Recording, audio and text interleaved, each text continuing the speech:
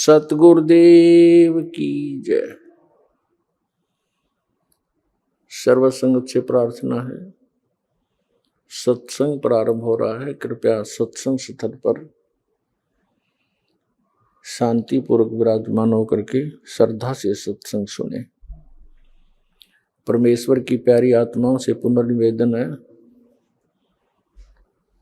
सत्संग प्रारंभ हो रहा है। कृपया सत्संग स्थल पर शांतिपूर्वक विराजमान होकर के श्रद्धा से सत्संग सुने। सत सही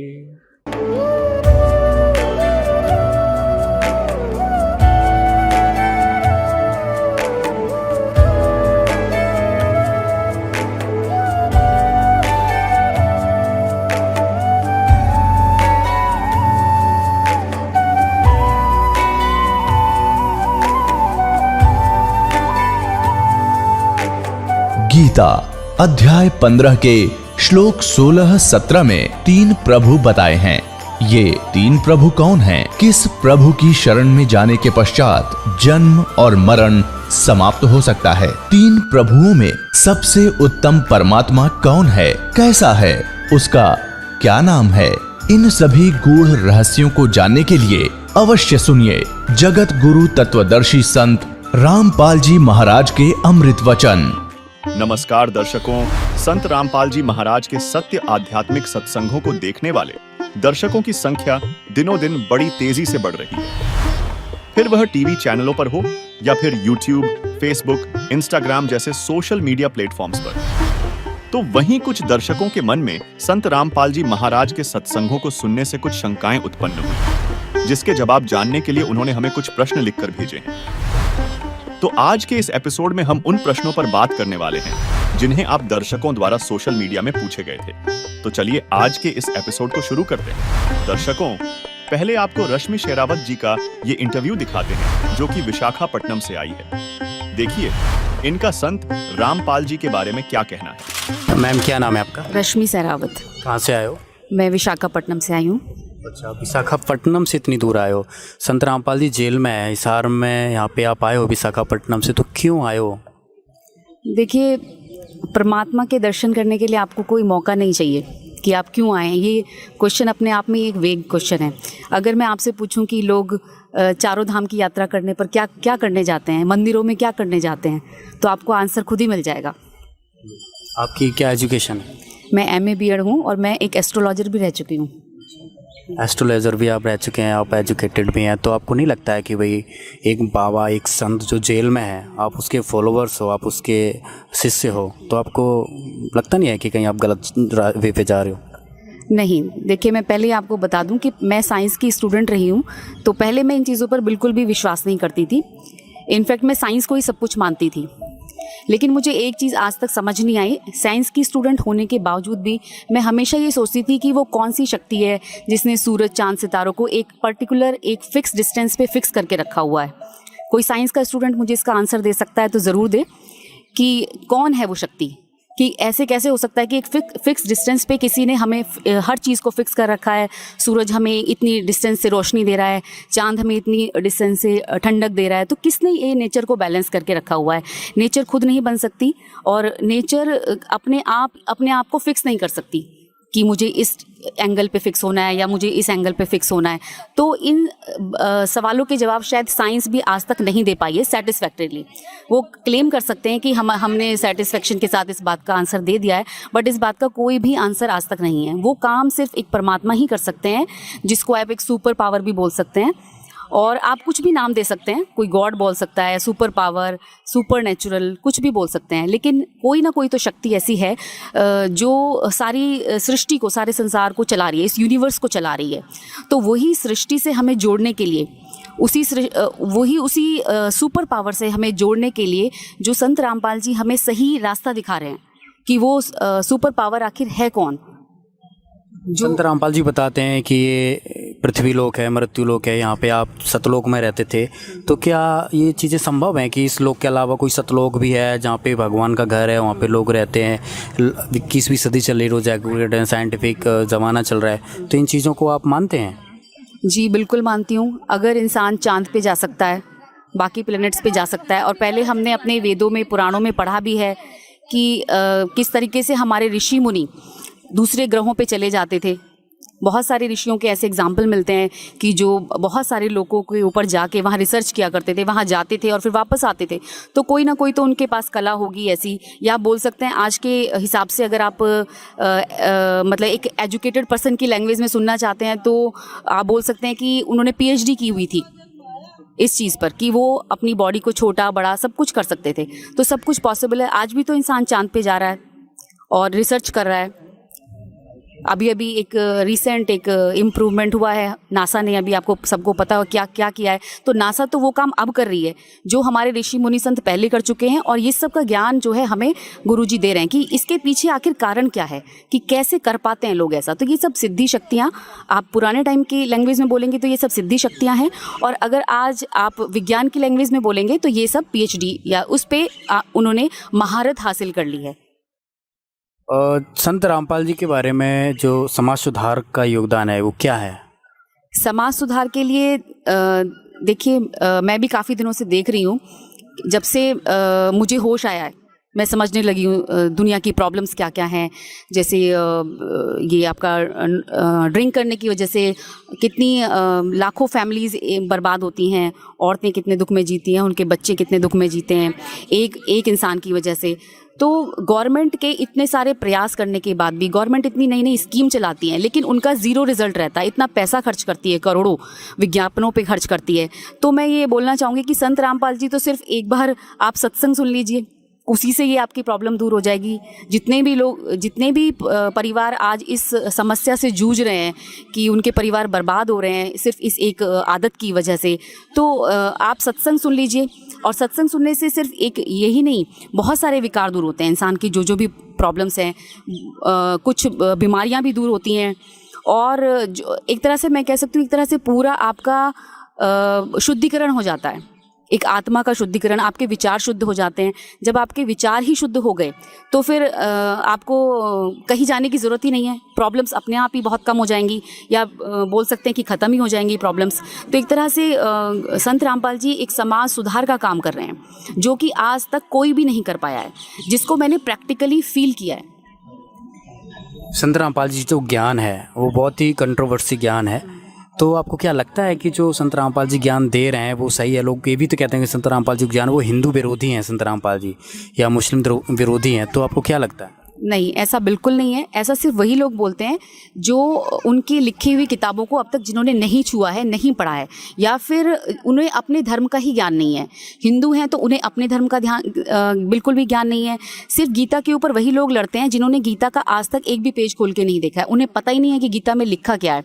और मुस्लिम धर्म के लोगों के लिए भी मेरा यही संदेश है कि वही लोग लड़ते हैं जिन्होंने अपने धर्म को समझा नहीं है, जाना नहीं है। और संत रामपाल जी सारे धर्मों को मिलाकर एक साथ जोड़ते हैं और सभी से ज्ञान देते हैं। जब वो अपना प्रवचन, या कह सकते हैं जब वो अपना बैठते हैं, अपना प्रवचन देते हैं, तो आप देखेंगे कि वो एक टीचर की तरह होते हैं।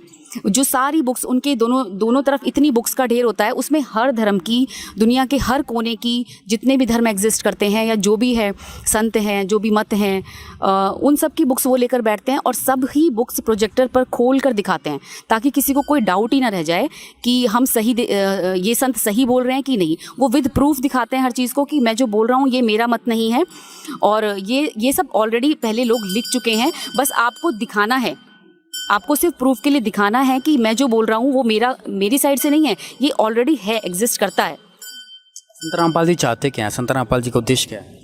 संत रामपाल जी एक तो समाज सुधार उनका पहला उद्देश्य है, और दूसरा है हमें सही भक्ति का ज्ञान कराना और परमात्मा से जोड़ना। परमात्मा से जुड़ते ही इंसान की आत्मा प्योर हो जाती है और वो गलत काम की तरफ नहीं चलेगी। और जब गलत काम की तरफ वो चलेगी ही नहीं, तो फिर हमें गवर्नमेंट की चलाई हुई किसी भी समाज सुधार की पॉलिसी की कोई ज़रूरत ही नहीं है। फ्री में घर बैठे ही हम अपने समाज का सुधार कर सकते हैं और एक सुखी जीवन जी सकते हैं।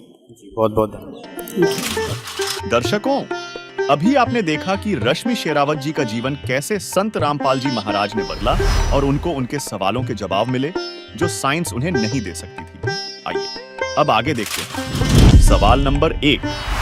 एक दर्शक ने हमें प्रश्न भेजा कि हमारे धर्मगुरु कथावाचक ब्रह्मा और ब्रह्म को एक बताते हैं। और संत रामपाल जी महाराज इन्हें अलग अलग बताते हैं, तो ये एक ही हैं या इनमें कोई अंतर है? दर्शकों, ब्रह्मा और ब्रह्म ये दो अलग अलग शक्तियां हैं, जिसमें ब्रह्मा जी ब्रह्म के बड़े पुत्र हैं, विष्णु जी इसके मध्य वाले पुत्र हैं तथा शिव जी सबसे छोटे यानी तीसरे पुत्र हैं। ब्रह्म को ही क्षर पुरुष, क्षर ब्रह्म, काल, ज्योति निरंजन, सदाशिव आदि नामों से जाना जाता है। ब्रह्मा, विष्णु व शिव जी ब्रह्म के केवल एक ब्रह्मांड में एक एक गुण यानी विभाग के प्रभु हैं तथा नाशवान हैं, जिसका प्रमाण हमारे पवित्र पुराणों में भी है। तो चलिए आपको ब्रह्मा, विष्णु, शिव के जन्म तथा माता पिता का प्रमाण दिखाने से पहले 3 गुणों के बारे में बताते हैं, जिससे आपको सदग्रंथों को समझना आसान हो जाएगा। देखिए, खेमराज श्री कृष्ण दास प्रकाशन बंबई से प्रकाशित श्रीमद् देवी भागवत भाग 1 के 3 स्कंध के अध्याय 5 श्लोक 8 में देवी दुर्गा की स्तुति करते हुए भगवान शंकर कहते हैं, हे मात, यदि हमारे ऊपर आप दयायुक्त हो तो मुझे तमोगुण क्यों बनाया? कमल से उत्पन्न ब्रह्मा को रजोगुण किस लिए बनाया तथा विष्णु को सतगुण क्यों बनाया? चलिए आपको एक और प्रमाण दिखाते हैं, जिससे और स्पष्ट हो जाएगा। गीता प्रेस गोरखपुर से प्रकाशित संक्षिप्त मार्कंडेय पुराण के पृष्ठ 131 में लिखा है कि रजोगुण प्रधान ब्रह्मा, तमोगुण प्रधान रुद्र यानी शिव और सत्व प्रधान यानी सतोगुण प्रधान विश्वपालक विष्णु है। यही 3 देवता हैं और यही 3 गुण हैं। दर्शकों, मार्कंडेय पुराण और श्रीमद् देवी भागवत के इस उल्लेख से यह स्पष्ट होता है कि 3 गुण यानी रजगुण ब्रह्मा जी, सतगुण विष्णु जी और तमगुण शिव जी हैं। चलिए अब आपको इन तीनों देवताओं के जन्म का प्रमाण दिखाते हैं, जिससे इनके माता पिता की रहस्य युक्त जानकारी आपको लग सकेगी। देखिए, श्री देवी पुराण देखिए, गीता प्रेस गोरखपुर से प्रकाशित, संपादक है हनुमान प्रसाद पोदार चिमनलाल गोस्वामी। ये गीता प्रेस गोरखपुर से प्रकाशित है। अब देखिएगा इसके 123 पृष्ठ पे 3 स्कंद। अब भगवान विष्णु अपनी माता दुर्गा की स्तुति करते हुए बोले, तुम शुद्ध स्वरूपा हो, ये सारा संसार तुम्हीं से उद्भासित हो रहा है। मैं ब्रह्मा और शंकर हम सभी तुम्हारी कृपा से विद्यमान हैं। हमारा आविर्भाव यानी जन्म और तिरोभाव माने मृत्यु हुआ करता है। हमारा तो जन्म और मृत्यु होता है, केवल तुम ही नित्य हो, जगत जननी हो, प्रकृति और सनातनी देवी हो। दर्शकों, यहाँ प्रकृति शब्द याद रखिएगा, क्योंकि दुर्गा जी को ही प्रकृति कहा जाता है। जब हम आपको श्रीमद् भगवद गीता अध्याय 14 श्लोक 3, 4, 5 से ब्रह्मा, विष्णु, शिव की उत्पत्ति के विषय में बताएंगे, तो यह प्रकृति शब्द काम में आएगा। दर्शकों, श्रीमद् देवी भागवत के इसी लेख में आगे भगवान शंकर बोले, देवी, यदि माँ भाग विष्णु तुम्हीं से प्रकट हुए हैं, तो उनके बाद उत्पन्न होने वाले ब्रह्मा भी तुम्हारे ही बालक हुए। फिर तमोगुणी लीला करने वाला शंकर क्या तुम्हारी संतान नहीं हुआ? अर्थात मेरी भी माँ तुम ही हो, अर्थात मुझे भी जन्म देने वाली, उत्पन्न करने वाली तुम ही हो। शिवे, संपूर्ण संसार की सृष्टि करने में तुम बड़ी चतुर हो। इस संसार की सृष्टि, सतिथि और संहार में तुम्हारे गुण सदा समर्थ है। उन्हीं तीनों गुणों से उत्पन्न हम ब्रह्मा, विष्णु एवं शंकर नियमानुसार कार्य में तत्पर रहते हैं। अब इस पवित्र पुराणों ने ये स्पष्ट कर दिया, पवित्र देवी पुराण ने 5 कंसेप्ट क्लियर कर दिए इसमें। एक तो ये कर दिया कि ब्रह्मा विष्णु महेश का जन्म मृत्यु होता है, ये नाशवान है। दूसरा ये कर दिया कि प्रकृति दुर्गा है, प्रकृति दुर्गा को कहते हैं। और तीसरा ये कर दिया कि ये रजगुण ब्रह्मा है, सतगुण विष्णु और चौथा तमगुण शिव जी। और चौथा ये कर दिया कि ये इनकी माता है दुर्गा, और ब्रह्मा विष्णु महेश की यह दुर्गा माता है। 5वां कर दिया कि ये केवल नियमित कार्य ही कर सकते हैं, यानी किसी के कर्म में ये परिवर्तन नहीं कर सकते। आपका जैसा कर्म है वैसा ही दे सकते हैं। आपके भाग में दुख है तो ये कोई परिवर्तन नहीं कर पाएंगे। केवल पूर्ण परमात्मा कबीर परमेश्वर आपके प्रारब्ध के पाप को काट के आपको सुख दे सकता है। उसके हाथ में कलम है, वो सर्वशक्तिमान है। अन्य ना ब्रह्म कर सकता, ना परब्रह्म कर सकता, केवल पूर्ण ब्रह्म कर सकता है सत्पुरुष। दर्शकों, इससे स्पष्ट हुआ कि ब्रह्मा, विष्णु, शिव की माता दुर्गा है, लेकिन इनके पिता की अभी भी जानकारी स्पष्ट नहीं हुई। तो अब देखिए इनका पिता कौन है। पुण्यात्माओं, परमात्मा ने सिंपल वे से बोला था, धर्मदास ये जग बोराना, कोई न जाने ये पद निर्वाणा, यही कारण मैं कथा पसारा, जग से कहिए वो राम ने आरा।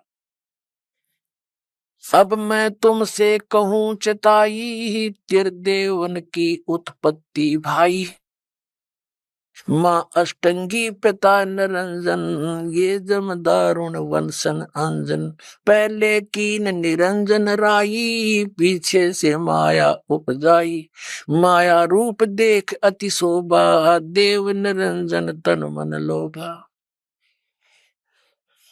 धर्मराय की ने भोग विलासा, माया को रही तबासा, तीन पुत्र अष्टंगी जाए, ब्रह्मा विष्णु शिव नाम धराए। उस समय किससे नहीं माना। अरे हमारे धर्म गुरुओं ने परमात्मा के साथ वो कोविड करी, उनकी सारा इतिहास धीरे धीरे बताएंगे आपको, कैसे जुल्म गुजारे थे नकलिया ने। और वो परमात्मा सच्ची कहा करते कि ये ऐसे आराध हमारे सदग्रंथ ये सच्ची बता रहे हैं। अब देखना, ये संक्षिप्त शिव पुराण सचित्र मोटा टाइप केवल हिंदी गीता प्रेस गोरखपुर से प्रकाशित है। इसके संपादक कौन है?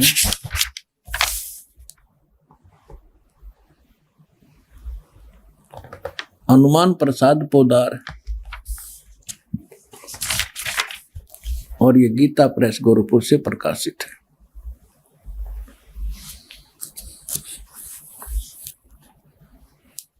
ये देखिएगा, ये है रुद्र संहिता, और यहाँ अध्याय नंबर 5 हम यहाँ पर पढ़ेंगे थोड़ा सा। अपने पुत्र नारद की यह बात सुनकर लोक पितामह ब्रह्मा वहां इस प्रकार बोले। हमने 98 से प्रारंभ किया है, 98 से 98 से। अब हम 99 पर पढ़ लेंगे, 99 पर। ब्रह्मा जी ने, नारद जी ने ब्रह्मा जी से पूछा था। ब्रह्मा जी कहने लगे, ब्रह्मा जी ने कहा, ब्रह्मन देव शिरोमणे, तुम सदा समस्त जगत के उपकार में लगे रहते हो। तुमने लोगों के हित की कामना से बहुत उत्तम बात पूछी है। जिस समय समस्त चराचर जगत नष्ट हो गया था, सर्वत्र केवल अंधकार ही अंधकार था, न सूर्य दिखाई देता था, न चंद्रमा, अन्य ग्रहों का भी और नक्षत्रों का भी पता नहीं था। उस समय तत् सत ब्रह्म, इस श्रुति में जो सत सुना जाता है एकमात्र वही शेष था। अब हम 100 पृष्ठ पर आगे अपने काम की बात पढ़ेंगे। शिव महापुराण रुद्र संहिता हम पढ़ रहे हैं। जिस परब्रह्म के विषय में ज्ञान और अज्ञान से पूर्ण, यानी कुछ सच्ची कुछ झूठी उक्तियों द्वारा इस प्रकार विकल्प किए जाते हैं, उसने कुछ काल के बाद सृष्टि का समय आने पर द्वितीय की इच्छा प्रकट की। उसके भीतर एक से अनेक होने का संकल्प उदित हुआ। तब उस निराकार परमात्मा ने अपनी लीला शक्ति से अपने लिए मूर्ति यानी आकार की कल्पना की। वो क्या बना? मूर्ति रहित परम ब्रह्म। जो मूर्ति रहित परम ब्रह्म है उसकी मूर्ति ये भगवान सदाशिव है। अर्वाचीन और प्राचीन विद्वान इन्हीं को ईश्वर कहते हैं। अपने आत्माओं, ये कौन है? सदाशिव ये काल है, और ये इसने प्रतिज्ञा कर रखी है कि मैं कभी किसी के सामने अपने काल रूप में, ओरिजिनल रूप में नहीं आऊंगा। जो श्री कृष्ण के अंदर से निकलकर इसने अर्जुन को दिखाया था भयंकर रूप, वो है इसका असली रूप। तो ये क्या करता है? अपने पुत्र किसी को ब्रह्मा के रूप में दर्शन देता है, किसी को शिव के रूप में, किसी को विष्णु के रूप में। तो यहां ये काल के विषय में ब्रह्मा जानकार नहीं है। ये कौन है? कहते हो निराकार था, फिर साकार बन गया सदाशिव। अब देखो सदाशिव कौन है? भगवान सदाशिव है वो मूर्ति। अर्वाचीन और प्राचीन विद्वान उन्हीं को ईश्वर कहते हैं। उस समय एकाकी रहकर स्वेच्छानुसार विहार करने वाले उस सदाशिव ने अपने विग्रह माने शरीर से स्वयं ही एक स्वरूप भूता शक्ति यानी दुर्गा की सृष्टि की, एक स्त्री की सृष्टि की, जो उनके अपने श्रेयंग से कभी अलग होने वाली नहीं थी। उस पराशक्ति को प्रधान प्रकृति गुणवती माया बुद्धि तत्वों की जननी तथा विकार रहित बताया गया है। वह शक्ति अंबिका कही गई है। अब ये क्या कह रहा है ब्रह्मा जी पुण्यात्माओं? अब देखो कमाल की बात है, देवी पुराण के अंदर तीसरे स्कंद में ब्रह्मा जी अपने पुत्र नारद को बताता है कि बेटा, मैं जब उत्पन्न हुआ मैं कमल के फूल पर बैठा था और युवा मेरा शरीर था। मुझे नहीं मालूम मैं किसने उत्पन्न कर दिया, मेरा उत्पत्ति करता कौन है, मैं कुछ नहीं जानता। अब यूं बताओ है उस अपने बाप की उत्पत्ति वो क्यों कर बना? तो ये आप पे कह रहा है कुछ सच्ची कुछ झूठी।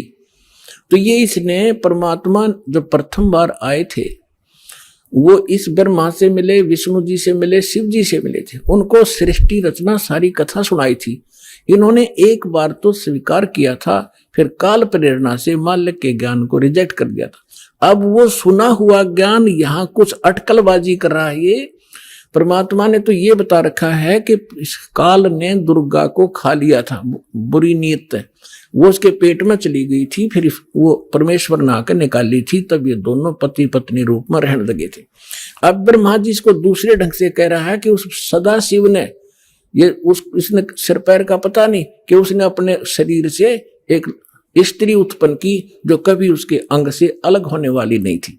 अब ये देखिए, उस समय एकाकी रहकर स्वेच्छा अनुसार विहार करने वाले सदाशिव ने अपने विग्रह से स्वयं ही एक स्वरूप भूता शक्ति की सृष्टि की जो उनके अपने श्रेयंग से कभी अलग होने वाली नहीं थी। वो कौन है?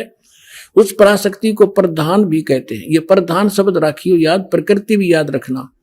ये प्रधान और प्रकृति शब्द आपके श्रीमद् भगवद गीता के अंदर दास सिद्ध करेगा कि दुर्गा और काल के संयोग से ब्रह्मा विष्णु महेश की उत्पत्ति हुई। वहां ये प्रधान और प्रकृति शब्द है। तो ये समझना कौन है ये प्रधान? ये कह रहे हैं उसी को प्रधान प्रकृति गुणवती माया बुद्धि दोनों तत्वों की जननी तथा विकार रहित बताया। वह शक्ति अंबिका कही गई है। उसी को प्रकृति सर्वेश्वरी और त्रिदेव जननी, ओह, ब्रह्मा विष्णु महेश की माता, उनको उत्पन्न करने वाली, नित्य और मूल कारण भी कहते हैं। सदाशिव द्वारा प्रकट की गई यानी उसके शरीर से निकली हुई उस शक्ति के 8 भुजाएं हैं। अष्टंगी, 3 पुत्र अष्टंगी जाए, ब्रह्मा विष्णु शिव नाम धराए। 600 वर्ष पहले मालिक बता गए थे। आज हमारे ये पवित्र सदग्रंथ उसको सेकंड कर रहे हैं, समर्थन करे भगवान की वाणी का। और जिनको संस्कृत भी नहीं आवती है ब्राह्मण कहा करते, और गुरु जी हमारे क्या जाने दानक जुला, वो समृद्ध थे, सब वो प्रत्येक चींटी तक की भाषा जानते, सब पशु पक्षियों की भाषा जानते हैं, और इन्होंने उसको रिजेक्ट करके डाल रखा था लाल को। अब संभालो पुण्यात्माओं, आपका कल्याण हो जाएगा।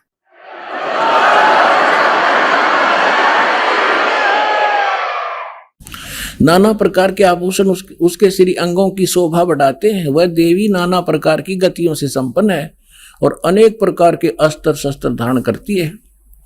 एकाकिनी होकर वह माया संयोग वसात अनेक हो जाती है। वे जो सदाशिव हैं उन्हें परम पुरुष ईश्वर शिव शंभु और महेश्वर कहते हैं। यहां देखिएगा, अब 101 पृष्ठ पर आ गए हम। रुद्र संहिता। वे अपने सारे अंगों में भस्म रमाए रहते हैं। उन काल रूपी ब्रह्म ने, इसको काल कहो, ब्रह्म कहो, सदाशिव कहो, उन काल रूपी ब्रह्म ने एक ही समय शक्ति के नाथ नहीं शक्ति के साथ शिवलोक नामक क्षेत्र का निर्माण किया था। उस उत्तम क्षेत्र को काशी कहते हैं। वह परम निर्वाण व मोक्ष स्थान है जो सबके ऊपर विराजमान है। वे प्रिय और प्रियतम, वो पति पत्नी रूप में शक्ति और शिव, दुर्गा और काल जो परमानंद स्वरूप है, उस मनोरम क्षेत्र में नित्य निवास करते हैं। शिव और शिवा ने, काल और दुर्गा ने प्रलय काल में भी उस क्षेत्र को अपने सानिध्य से मुक्त नहीं किया। अब यहां देखना, देवर से एक समय उस आनंद वन में रमण करते हुए शिवा और शिव के मन में दुर्गा और काल के मन में, ब्रह्म के मन में यह इच्छा हुई कि किसी दूसरे पुरुष की सृष्टि करनी चाहिए, यानी कोई संतान उत्पन्न करनी चाहिए। ऐसा विचार करके देखिएगा, जिस पर यह सृष्टि संचालन का महान भार रखकर हम दोनों केवल काशी में रहकर इच्छा अनुसार विचरें और निर्वाण धारण करें।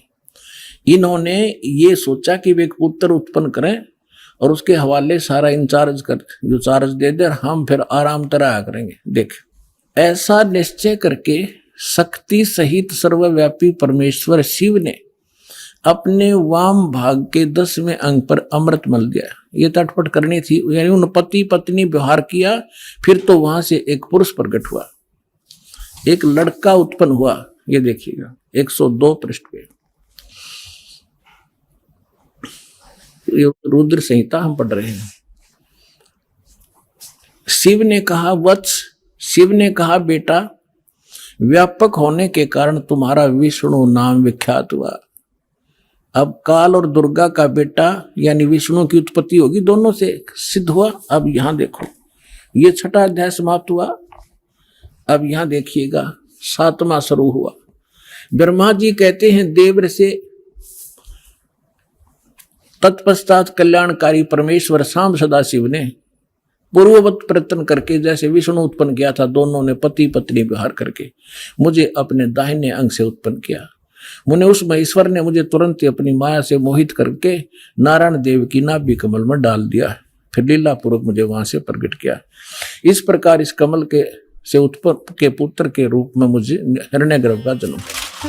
दर्शकों, शिव पुराण के इस प्रमाण से यह तो सिद्ध हो गया कि ब्रह्मा और विष्णु की उत्पत्ति दुर्गा और शिव अर्थात काल रूपी ब्रह्म से हुई। यह सदाशिव यानी काल रूपी ब्रह्म तमोगुण शिव से अलग है, जिसका प्रमाण इसी शिव पुराण में देखिए।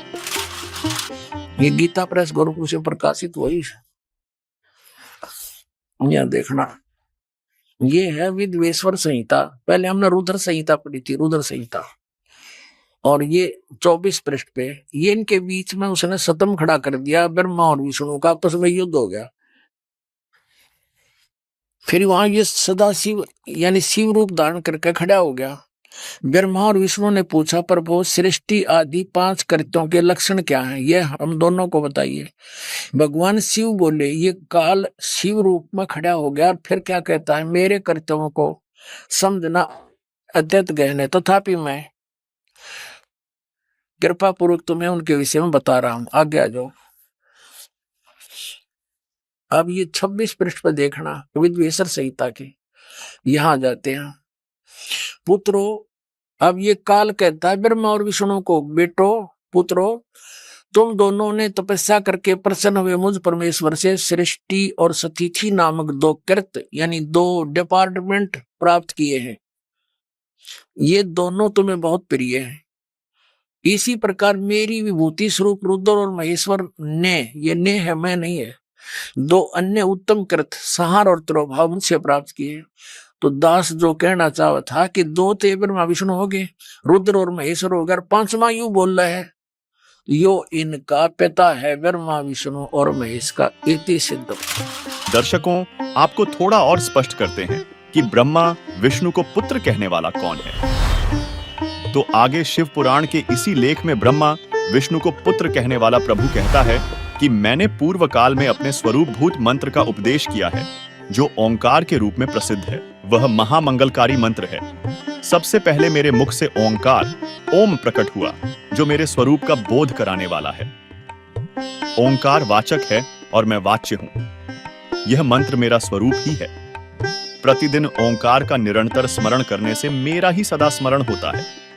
मेरे उत्तरवर्ती मुख से अकार का, पश्चिम मुख से उकार का, दक्षिण मुख से मकार का, पूर्ववर्ती मुख से विंदु का तथा मध्यवर्ती मुख से नाद का प्राकट्य हुआ। इस प्रकार 5 अवयवों से युक्त ओंकार का विस्तार हुआ है। इन सभी अवयवों से एकीभूत होकर वह प्रणव ओम नामक एक अक्षर हो गया। दर्शकों, शिव पुराण के उल्लेख से स्पष्ट है कि ब्रह्मा, विष्णु, रुद्र और महेश्वर से अन्य बोलने वाला कोई 5वां है, जो ब्रह्मा और विष्णु को पुत्र कह रहा है। यह ब्रह्मा, विष्णु, शिव का पिता और दुर्गा का पतिकाल ब्रह्म है, जिसने स्वयं अपना ओम मंत्र बताया है। क्योंकि श्रीमद् देवी भागवत के 7वें स्कंध के अध्याय 36 में दुर्गा जी स्वयं बता रही हैं कि ओम के जप के साथ ध्यान करो, इससे अज्ञानमय अंधकार से सर्वथा परे और संसार समुद्र से उस पार जो ब्रह्म है उसको पा जाओगे। वह यह सबका आत्मा ब्रह्म ब्रह्मलोक रूप दिव्य आकाश में स्थित है। तथा श्रीमद् भगवद गीता अध्याय 8 श्लोक 13 में गीता ज्ञानदाता स्वयं स्पष्ट करता है कि मुझ ब्रह्म का ओम मंत्र है। दर्शकों, अभी आपने श्रीमद् देवी भागवत और शिव पुराण में देखा इन तीनों देवताओं की उत्पत्ति को। चलिए अब आपको इसी का प्रमाण पवित्र श्रीमद् भगवद गीता जी में दिखाते हैं, जिसे प्रत्येक प्राणी सत्य मानता है। देखिए, ये देखिएगा, अब आपको श्रीमद् भगवद गीता से प्रमाणित करते हैं ब्रह्मा विष्णु महेश की उत्पत्ति। ये श्रीमद् भगवद गीता और गीता प्रेस गोरखपुर से प्रकाशित है। जयदयाल गोविंद इसके अनुवादक हैं। ये अध्याय नंबर 14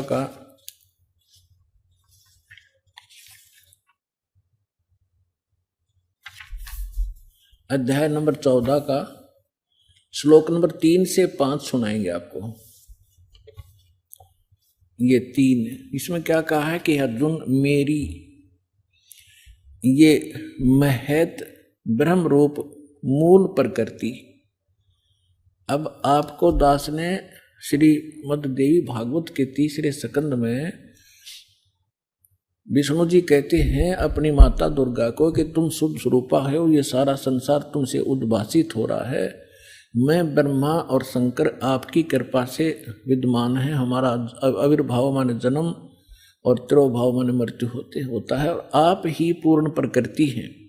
और इसमें रुद्र संहिता शिव पुराण के अंदर आपको दिखाया था कल कि इस सदाशिव काल रूपी ब्रह्म ने अपने ही विग्रह से वह सृष्टि वह निकाली, दुर्गा निकाली, और उसको प्रकृति भी कहते हैं।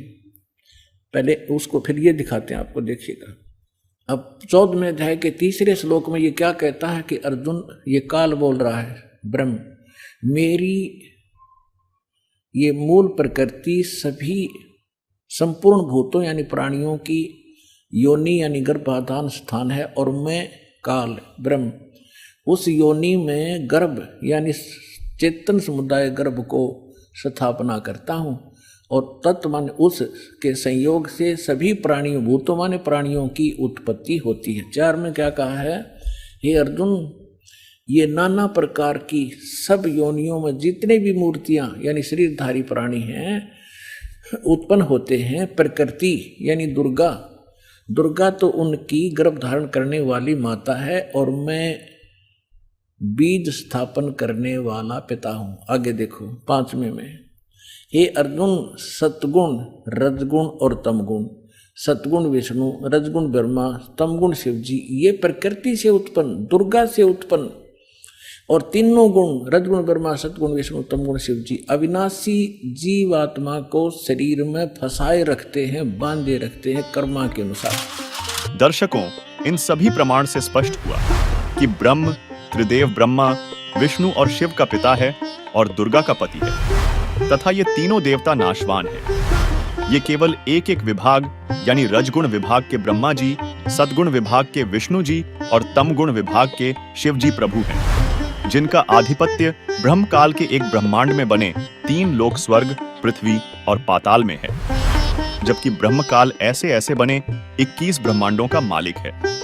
यह तथा इसके सर्व ब्रह्मांड नाशवान है, क्योंकि गीता ज्ञानदाता ब्रह्म गीता अध्याय 8 श्लोक 16 में स्वयं कहता है कि ब्रह्मलोक तक सभी लोक नाशवान हैं। दर्शकों, इससे स्पष्ट है कि ब्रह्मा और ब्रह्म 2 भिन्न शक्तियां हैं।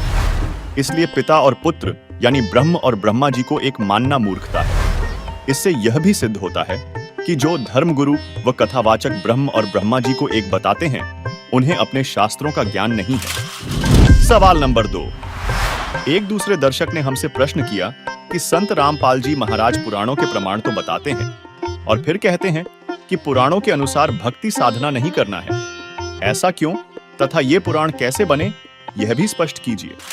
दर्शकों, कृपया ध्यान दें, गीता ज्ञान देने वाले प्रभु ने गीता अध्याय 4 श्लोक 1-2 में स्पष्ट किया है कि हे अर्जुन, यह योग यानी गीता वाला अर्थात चारों वेदों वाला ज्ञान मैंने सूर्य से कहा था, सूर्य ने अपने पुत्र मनु से कहा, मनु ने अपने पुत्र इक्ष्वाकु को कहा। इसके पश्चात यह ज्ञान कुछ राज ऋषियों ने समझा। उसके पश्चात यह ज्ञान नष्ट हो गया, यानी लुप्त हो गया। दर्शकों, यहाँ आपको यह बताना जरूरी है कि जब गीता का ज्ञान बताया गया उस समय द्वापर युग मात्र 100 वर्ष शेष था। गणित की रीति से यदि समझें तो सतयुग 17,28,000 वर्ष का, त्रेता युग 12,96,000 वर्ष का और द्वापर युग 8,64,000 वर्ष का होता है। इन तीनों का योग 38,88,000 वर्ष होता है। यानी सतयुग के प्रारंभ से 38,87,900 वर्ष पश्चात गीता का ज्ञान बताया गया। यानी यहाँ गीता ज्ञान देने वाले का कहना है कि मैंने यह योग यानी गीता वाला ज्ञान जो वेद ज्ञान है कश्यप के पुत्र सूर्य को दिया था। सूर्य ने अपने पुत्र मनु को दिया, मनु ने अपने पुत्र इक्ष्वाकु को दिया, इक्ष्वाकु ने अपने वंशजों राजाओं को दिया। फिर इक्ष्वाकु वंशी अंतिम कुलकर राजा नाभिराज तक वेद ज्ञान के आधार से भक्ति रही, जबकि राजा नाभिराज तक सतयुग लगभग 1,00,000 वर्ष बीत चुका था और गीता का ज्ञान द्वापर के अंत में यानी कलयुग से लगभग 100 वर्ष पहले बोला गया था। यानी गीता का ज्ञान राजा नाभिराज जी से 37,87,900 वर्ष बाद कहा गया। इससे यह सिद्ध हुआ कि सतयुग के शुरू से 1,00,000 वर्ष तक वेद ज्ञान था, उसके बाद से गीता ज्ञान देने तक वेद ज्ञान लुप्त था, जिसका उदाहरण हमें जैन संस्कृति कोश नामक पुस्तक के पृष्ठ 176 से 177 पर देखने को मिलता है। देखिए प्रमाण। जैन संस्कृति कोश, जैन इतिहास, संस्कृति, कला एवं पुरातत्व। ये कहां से छपा है? जैन संस्कृति कोश, जैन इतिहास, संस्कृति, कला एवं पुरातत्व, प्रथम खंड। लेखक है प्रोफेसर भागचंद्र जैन, भास्कर, और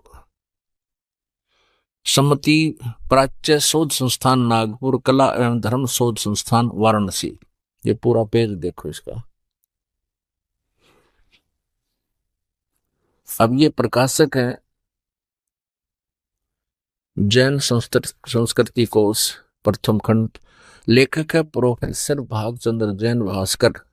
प्रकाशक ये दोनों मिलकर हैं।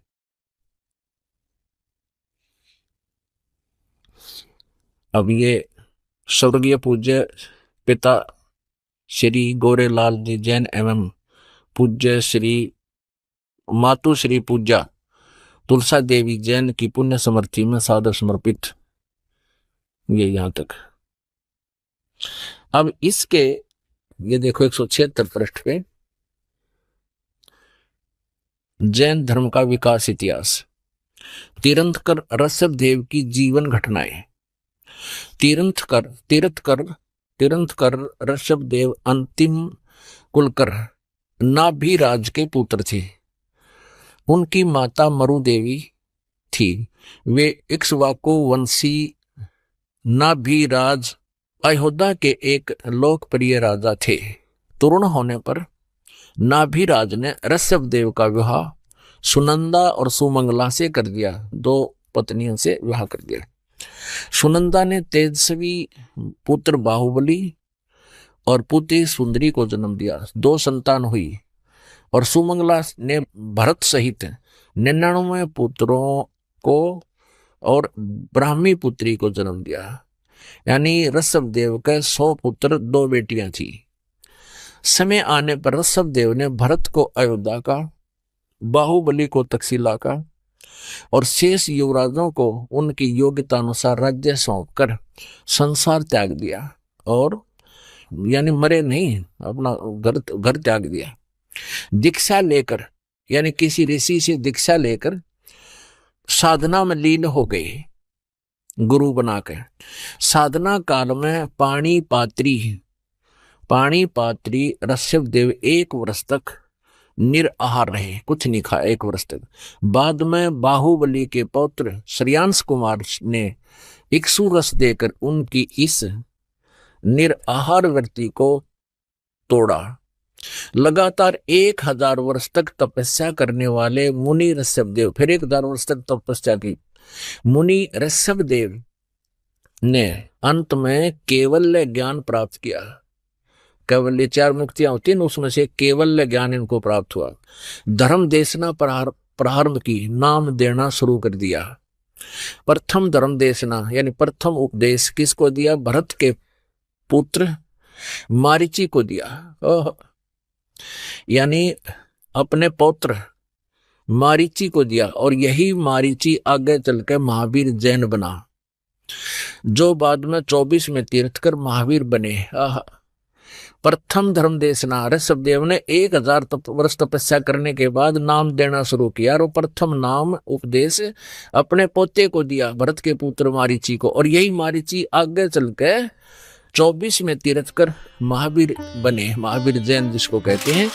दर्शकों, अभी आपने पड़ाव आंखों देखा कि नाभिराज के पुत्र ऋषभदेव ने ऋषियों से नाम दीक्षा लेकर 1 वर्ष तक निराहार रहे और 1000 वर्ष घोर तपस्या की। जबकि गीता अध्याय 6 श्लोक 16 में कहा गया है कि हे अर्जुन, यह योग यानी भक्ति न तो बिल्कुल न खाने वाले की सिद्ध होती है, न अधिक खाने वाले की, न अधिक सोने वाले की, और न अधिक जागने वाले की सिद्ध होती है। दूसरा गीता अध्याय 17 श्लोक 5 से 6 में कहा है कि जो मनुष्य शास्त्र विधि रहित यानी शास्त्र विधि को त्याग कर केवल मन कल्पित घोर तप को तपते हैं, वे शरीर में रहने वाले प्राणियों के मुखिया ब्रह्मा, विष्णु, शिव तथा गणेश व प्रकृति दुर्गा को व मुझे तथा इसी प्रकार शरीर के हृदय कमल में जीव के साथ रहने वाले पूर्ण परमात्मा को परेशान करने वाले हैं। उन अज्ञानियों को राक्षस स्वभाव वाले ही जान। दर्शकों, अब आप स्वयं विचार करें, श्री ऋषभदेव जी ने गीता ज्ञान यानी वेदों, शास्त्रों में बताई साधना के विपरीत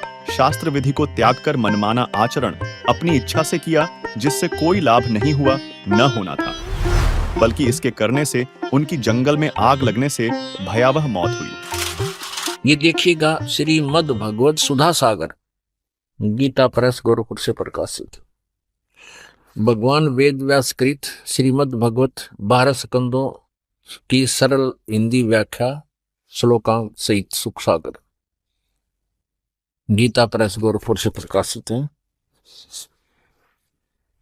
प्रकाशक एवं मुद्रक गीता प्रेस गोरखपुर, गोविंद भवन कार्यालय कोलकाता का संस्थान। ये इनके फैक्स फोन नंबर है। ये देखिएगा 281 पृष्ठ पे, यहाँ देख 280 पे।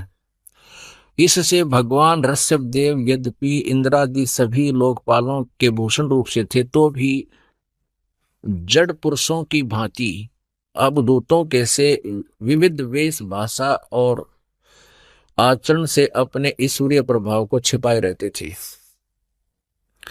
अंत में उन्होंने योगियों को देह त्याग की विधि सीखने के लिए अपना शरीर छोड़ना चाहा। वे अपने अंतःकरण में अभेद रूप से सचित परमात्मा को अभिन्न रूप से देखते हुए वासनाओं की अनुवृत्ति से छूटकर लिंग देह के अभिमान से भी मुक्त होकर उपराम हो गए। इस प्रकार लिंग देह के अभिमान से मुक्त भगवान ऋषभदेव जी का शरीर योग माया की वासना से केवल अभिमान भास के आश्रय से ही पृथ्वी तल पर विचरता रहा। वह देववश, कोंक वेंक और दक्षिण आदि कुटक कर्नाटक के देश में गया और मुख में पत्थर का टुकड़ा डाले। ऋषभदेव जी ने मुंह में पत्थर का टुकड़ा डाल रखा था और बाल बिखेरे उन्मत्त के समान दिगंबर रूप से यानी कति नंगे कुटका चल के वन में घूमने लगा। इसी समय झंझावात के जंकोरे हुए बांस के घर्षण से प्रबल दावा अग्नि धधक उठी, यानी जंगल में आग लगी और उसने सारे वन को अपनी लाल लाल लपटों में लेकर ऋषभदेव जी के सहित भस्म कर दिया। उड़द जल का मर गया ऋषभदेव जी दावा नल में। वन में आग लगी, ये वहां पत्थर मुंह में लेकर नंगा घूम रहा था। बताइए, कोई एक भगत के लक्षण है? आप खुद विचार करिए पुण्यात्माओं। तथा जैन संस्कृति कोश नामक पुस्तक के पृष्ठ 177 से ये तो स्पष्ट हो गया कि ऋषभदेव जी से मरीचि ने नाम उपदेश लिया, जो आगे चलकर महावीर जैन बना। अब उस जीव के साथ क्या हुआ, ऋषभदेव द्वारा बताई गई साधना से देखिए। आओ जैन धर्म को जाने। धर्म मंच प्रश्नोत्तर माला। प्रवीण चंद्र जैन M.A. शास्त्री, ये इसके लेखक हैं। आओ जैन धर्म को जाने। लेखक है प्रवीण चंद्र जैन, M.A. शास्त्री, जम्बूदीप हस्तिनापुर। प्रकाशक है श्रीमती सुनीता जैन, जम्बूदीप हस्तिनापुर, मेरठ, उत्तर प्रदेश में। ये कहाँ से छपी है? मुद्रक है Dhirendra Jain, new रसब offset printers, ये मेरठ, यहाँ से मिसप्रिंट सा है। अब इसके हम 293 से प्रारंभ करते हैं, 293। आओ जैन धर्म को जाने, विशेष प्रकरण। श्री महावीर भगवान के अन्य कौन कौन से नाम हैं? उत्तर दिया है अन्य 5 नाम है, वीर, अतिवीर, सन्मति, महावीर, वर्धमान। अब आगे चले 294 पे और 3351 नंबर ये प्रश्न है। श्री महावीर भगवान के जीवन का कथन कहां से प्रारंभ होता है? पुरुरवा नामक भील की पर्याय से, यानी मारीची से पहले ये एक भील था, उससे पहले क्या था वहां तक इनको लेखा नहीं, यहां तक से शुरू किया। तो पुरुरवा भील कौन था और उसने क्या किया? उत्तर, पुष्कलावती देश की पुंडरीकीड़ी नगरी में वह भीलों का राजा था। उसने सागरसेन मुनिराज से मधमास मधु का त्याग व्रत लिया था, जिसे जीवन पर्यंत पालन किया। फिर श्री महावीर भगवान का जीव पुरुरवा भील के शरीर से कहाँ गया? पर्याय से, पहले सौधर्म स्वर्ग में 1 सागर की आयु वाला देव हुआ। पहले स्वर्ग के बाद श्री महावीर भगवान का जीव किस पर्याय में गया? उत्तर, अब उस पहले तो यहां से शुरू किया है ना, एक भील था यो, फिर भील के बाद यो एक स्वर्ग में गया, उसके बाद फिर भरत चक्रवर्ती की रानी अनंतमती से मारीची नामक ज्येष्ठ पुत्र हुआ। ये मारीची वही है ऋषभ देव का पोता, और यही आगे चल के ये जीव महावीर जैन बना पुत्र हुआ। मारीची के शरीर से महावीर भगवान का जीव किस पर्याय को गया? ब्रह्म स्वर्ग में देव हुआ। अब देखो, ऋषभ देव से उपदेश लेकर, उस महान आत्मा से उपदेश लेकर ये स्वर्ग में चला गया, क्योंकि ओम नाम का जाप पहले दिया जाता था, और ओम से ब्रह्म लोक की प्राप्ति होती है। ब्रह्म लोक को होते स्वर्ग लोक, महास्वर्ग, ब्रह्म स्वर्ग को हो।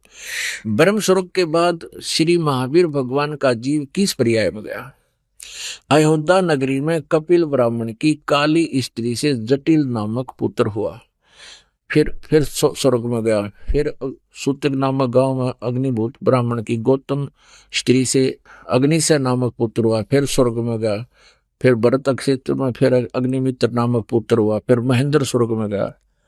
हम अपने काम की बात पर आते हैं। 295 पे मंदिर नगर में सालका ब्राह्मण की पत्नी से भारद्वाज नामक यही पुत्र, भारद्वाज भी यही ऋषि हुआ पुत्र। और फिर भारद्वाज के शरीर से महावीर भगवान का जीव कहाँ गया? महेंद्र स्वर्ग में देव हुआ, उस महास्वर्ग में, ब्रह्मलोक में। फिर महेंद्र स्वर्ग से महावीर भगवान का जीव कहाँ गया? इतर निगोद में 1 सागर की आयु वाला निगोदिया जीव हुआ। निगोद से निकलकर श्री महावीर भगवान का जीव कहाँ गया? अनेकों भाव यानी शरीर धारण किए जीव अनेक योनियों को प्राप्त हुआ। कैसे? 1000 बार आंख वृक्ष के जीवन भव, और 80,000 सीप के भव, 20,000 नीम वृक्ष के भव, 90,000 बार केली वृक्ष के भव यानी केले के वृक्ष बना, 3,000 बार चंदन वृक्ष के भव, 5 करोड़ बार कनेर वृक्ष के भव, 60,000 बार वैश्या के भव, वैश्या, और 5 करोड़ बार शिकारी के शरीर भव, और 20 करोड़ बार हाथी, 60 करोड़ बार गधे के भव, ओ तेरा गजब यह, 30 करोड़ बार कुत्ते का जीवन, 60 करोड़ बार नपुंसक के भव, 20 करोड़ बार स्त्री के भव, 90 लाख बार धोबी के भव, 8 करोड़ बार घोड़े के भव, 20 करोड़ बार बिल्ली के शरीर भव, और 60 लाख बार गर्भपात से मरण है, माँ के पेट में मर गया, और 80 लाख बार देव प्रयाग को प्राप्त हुआ। केवल 80 लाख बार तो देवता बना, और गधा बना, कुत्ता बना, 30 करोड़ बार कुत्ता, कुत्ता तो एक बार बना हुआ बतेरा, ये सारा को पानी फिर जाए देवता ने। एक का जीवन बतेरा कुत्ते का, सिर में कीड़े पड़ जा, खाज लाग जा, टांग टूट जा, सर्दी में पता नहीं कहाँ पड़ा रहे। और 60 करोड़ बार गधे का जीवन, 30 करोड़ बार कुत्ते के भाव, 60 करोड़ बार नपुंसक के भाव, 20 करोड़ बार स्त्री के भाव, 90 लाख बार धोबी, 8 करोड़ बार घोड़ा, 20 करोड़ बार बिल्ली, और 60 लाख बार गर्भपात से मरण, 80 लाख बार देवता हुआ। बस 80 लाख बार तो देवता, और बाकी अविरन में टीनरी। ये तो उस प्राणी की है जो उस विधिवत काल के गुरु परंपरा में रहकर साधना कर रहा था। और अब ये उसके बाद ये नरक में भी गया, मारुति वाला जो फिर प्रथम नरक में गया। और फिर ये महावीर जैन हुआ, 24 में तीर्थंकर श्री महावीर भगवान हुए, महावीर भगवान होया। फिर ये श्री महावीर भगवान के जीव ने कितने पाखंड मचलाए, 363 पाखंड मचलाए। महावीर जैन जी के इतिहास में लिखा है कि उन्होंने कोई गुरु नहीं बनाया, और ऐसे ही मुनिवर्ती में घर से निकल गया, निवस्त्र रहने लगा, अपने आप साधना करता रहा। कुछ दिन हठ योग करके अपने विचारों को ही व्यक्त करने लग गया जनता में। अब वर्तमान में जो जैन धर्म में साधना है वो महावीर जैन जी द्वारा चलाए गए 363 पाखंड मत माने बकवाद साधनाएं, उन पर आधारित है पूरा जैन धर्म। दर्शकों, यह शास्त्र विरुद्ध मनमाने आचरण का परिणाम है जो अभी आपने ऋषभदेव की भयावह मौत को पढ़ा और ऋषभदेव से उपदेशी मरीचि यानी महावीर जी के जीव की दुर्गति को देखा। उपरोक्त उल्लेख से स्पष्ट हो जाता है कि इक्ष्वाकु वंशी नाभि राज तक यानी सत्य युग में लगभग 1 लाख वर्ष तक वेदों यानी गीता वाले ज्ञानानुसार पूजा की जाती थी। उसके पुत्र ऋषभदेव जी से शास्त्र विधि त्याग कर मनमाना आचरण प्रारंभ हुआ, यानी सनातनी पूजा का अंत हुआ। और यही शास्त्र विधि त्याग कर मनमाना आचरण ऋषियों ने किया तथा कुछ वेद के आधार से ओम का जाप किया तथा हठ योग, घोर तप किया, समाधियां लगाई, अपनी साधना का अनुभव बताना शुरू किया, शिष्य बनाने लगे। उन्होंने जो ज्ञान ब्रह्मा जी से सुना था वह तथा कुछ अपना अनुभव हुआ, उसको मिलाकर पुराणों की रचना की। इसलिए गीता ज्ञान देने वाले ने कहा है कि यह यथार्थ वेद ज्ञान लुप्त हो गया और शास्त्र विरुद्ध साधना व कर्मकांड जो ऋषि करते व करवाते थे वह पुराणों तथा उपनिषदों में भरा हुआ है। वह है हट करके कठोर तप करना, तीर्थों का भ्रमण, पित्तर, भूत पूजा, कर्मकांड, देवताओं की पूजा, मूर्ति पूजा, शिवलिंग पूजा, व्रत करना, श्राद्ध करना, पिंड दान करना तथा प्रभी नहाना आदि आदि जो गीता में नहीं कहा है अपितु मना किया है। दर्शकों, यहाँ कुछ लोगों के दिमाग में यह शंका उत्पन्न होगी कि वेद, गीता तथा 18 पुराणों का ज्ञान एक समान हुआ, क्योंकि ऋषियों ने भी वेदों को पढ़ा, फिर भक्ति की, अपना अनुभव बताया जो पुराण कहे जाते हैं। तो आपको बता दें, वेदों व पुराणों का ज्ञान एक समान नहीं है। पुराणों में कुछ ज्ञान वेदों का है, शेष ऋषियों के घर का है जो व्यर्थ है, जिसका एक उदाहरण देखिए। मार्कंडेय पुराण, गीता प्रेस गोरखपुर से प्रकाशित, गीता प्रेस गोरखपुर से प्रकाशित ये मार्कंडेय पुराण संक्षिप्त 242 पृष्ठ पे नीचे देखिएगा। रोचे मुनि की उत्पत्ति कथा। मार्कंडेय जी कहते हैं, ब्रह्मन पूर्व काल की बात है, प्रजापति रुचि, ममता और अहंकार से रहित इस पृथ्वी पर विचरते थे। उन्हें किसी से भय नहीं था, वे बहुत कम सोते थे। उन्होंने न तो अग्नि की स्थापना की थी और न अपने लिए घर बना रखा था। वे एक बार भोजन करते और बिना आश्रम के ही रहते थे। उन्हें सब प्रकार की आसक्तियों से रहित एवं मुनिवर्ती में रहते देख उनके पितरों ने उनसे कहा। पितर बोले, बेटा, विवाह स्वर्ग और अपवर्ग का हेतु होने के कारण एक पुण्यमय कार्य है, उसे तुमने क्यों नहीं किया? गृहस्थ पुरुष समस्त देवताओं, पितरों, ऋषियों और अतिथियों की पूजा करके पुण्यमय लोकों को प्राप्त होते हैं। वह सभा के उच्चारण से देवताओं को, सवधा शब्द से पितरों को तथा अन्नदान बलि वैश्वदेव आदि से भूत आदि प्राणियों एवं अतिथियों को उनका भाग समर्पित करते हैं। बेटा, हम ऐसा मानते हैं कि गृहस्थ आश्रम को स्वीकार न करने पर तुम्हें इस जीवन में कलेश पर कलेश उठाना पड़ेगा और मृत्यु के बाद और दूसरे जन्म में भी कलेश ही भोगने पड़ेंगे। रुचि कहते हैं, पितृगण परिग्रह मात्र ही अत्यंत दुख एवं पाप का कारण होता है। ये ब्याह करवाना तो और बड़ा झंझट, आपके शिक्षा दे रहे हो मेरे को, तथा उनसे मनुष्य की अधोगति होती है। यही सोचकर मैंने पहले स्त्री संग्रह नहीं किया। अब यहाँ कहते हैं, पितर बोले, ये देखो चारों भूत दिखाई दे गए बेचारे को, ये चारों भूत बन रहे और ये इसने दिख गया अपने पितर। अब ये क्या कहते हैं, पितर बोले, बेटा जितेंद्रिय होकर आत्मा का प्रक्षालन करना उचित है, किंतु तुम जिस मार्ग पर चल रहे हो तो मोक्ष मार्ग है। देखा कल इनकी फुटे बाग नौका जो साधन कर रहा तो मोक्ष मार्ग पर जा रहा है, माराला करे नरक मान का तेरा गजब भैया। पितर बोले, बेटा जितेंद्रिय होकर आत्मा का प्रक्षालन करना उचित है, किंतु तुम जिस मार्ग पर चल रहे हो वो तो मोक्ष मार्ग है, आगे देखना। ये कहता, रुचि ने पूछा, पितरमहो वेद में जो इन्होंने यहाँ बताया ना सरासरुद निकाल, वेद में रुचि ने पूछा, पितामहो वेद में कर्म मार्ग को यानी ये भूत सरासरुद निकालन को अविद्या कहा है, फिर क्यों आप लोग मुझे उस मार्ग में लगाते हैं? पितर बोले, ये सत्य है कि कर्म को अविद्या ही कहा गया है, इसमें तनिक भी मिथ्या नहीं है। फिर भी ये तो निश्चित है विद्या की प्राप्ति एंड वेंड करना, फिर के टट्टू रह गया।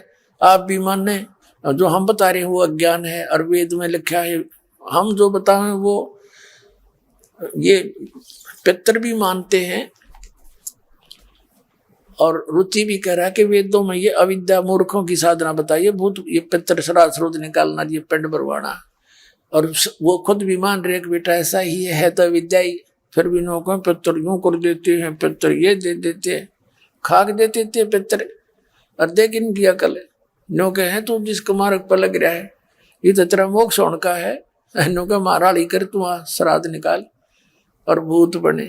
हे भगवान, तो पुण्यात्मा इन सदग्रंथों को भी ना समझा हमारे धर्मगुरुओं ने, इसमें संदेश क्या है?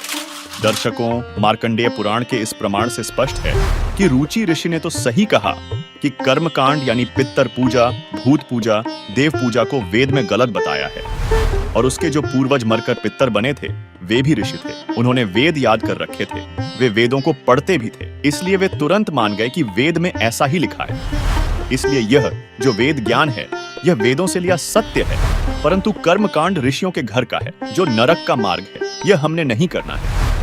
क्योंकि इस विषय में वेदों के संक्षिप्त रूप गीता अध्याय 9 श्लोक 25 में कहा गया है कि देवताओं को पूजने वाले देवताओं को प्राप्त होते हैं, पितरों को पूजने वाले यानी श्राद्ध पिंडदान आदि करने वाले पितरों को प्राप्त होते हैं यानी पितर बनते हैं, भूतों को पूजने वाले यानी 13वीं महीना वाली क्रिया अस्थि उठाकर गंगा में प्रवाह आदि करने वाले भूतों को प्राप्त होते हैं यानी प्रेत बनते हैं, मेरा पूजन करने वाले मुझे ही प्राप्त होते हैं। और इसी बारे में सूक्ष्म वेद अर्थात अमर ग्रंथ साहिब के अध्याय पारक के अंग पृष्ठ 235 में कहा गया है, गरीब राम रमय सो राम है, देव रमय सो देव, भूत रमय सो भूत है, सुनो संत सुरभ्यो। इससे भी स्पष्ट होता है कि वेदों और पुराणों का ज्ञान एक समान नहीं है बल्कि अलग अलग है।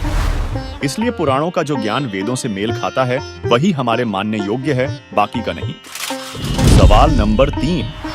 दर्शकों, एक अन्य दर्शक ने हमसे प्रश्न किया कि हमने संत रामपाल जी महाराज के सत्संगों में ब्रह्म, परब्रह्म और परम अक्षर ब्रह्म के नाम सुनते हैं, तो क्या ये 3 प्रभु हैं? यदि हाँ, तो इसका प्रमाण कहाँ है तथा इनमें क्या अंतर है? दर्शकों, जिस तरह ब्रह्मा और ब्रह्म अलग अलग हैं, ठीक इसी प्रकार ब्रह्म, परब्रह्म और परम अक्षर ब्रह्म यानी पूर्ण ब्रह्म भी अलग अलग हैं, जिनका प्रमाण हमारे वेदों व वेदों के संक्षिप्त रूप गीता जी में भी है।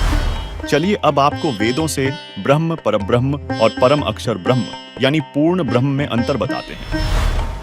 दर्शकों, ऋग्वेद मंडल 10 सूक्त 90 मंत्र 1 में वेद का ज्ञान देने वाले प्रभु ने कहा है कि विराट रूप काल भगवान अर्थात क्षर पुरुष 1000 सिरों वाला, 1000 आंखों वाला, 1000 पैरों वाला है।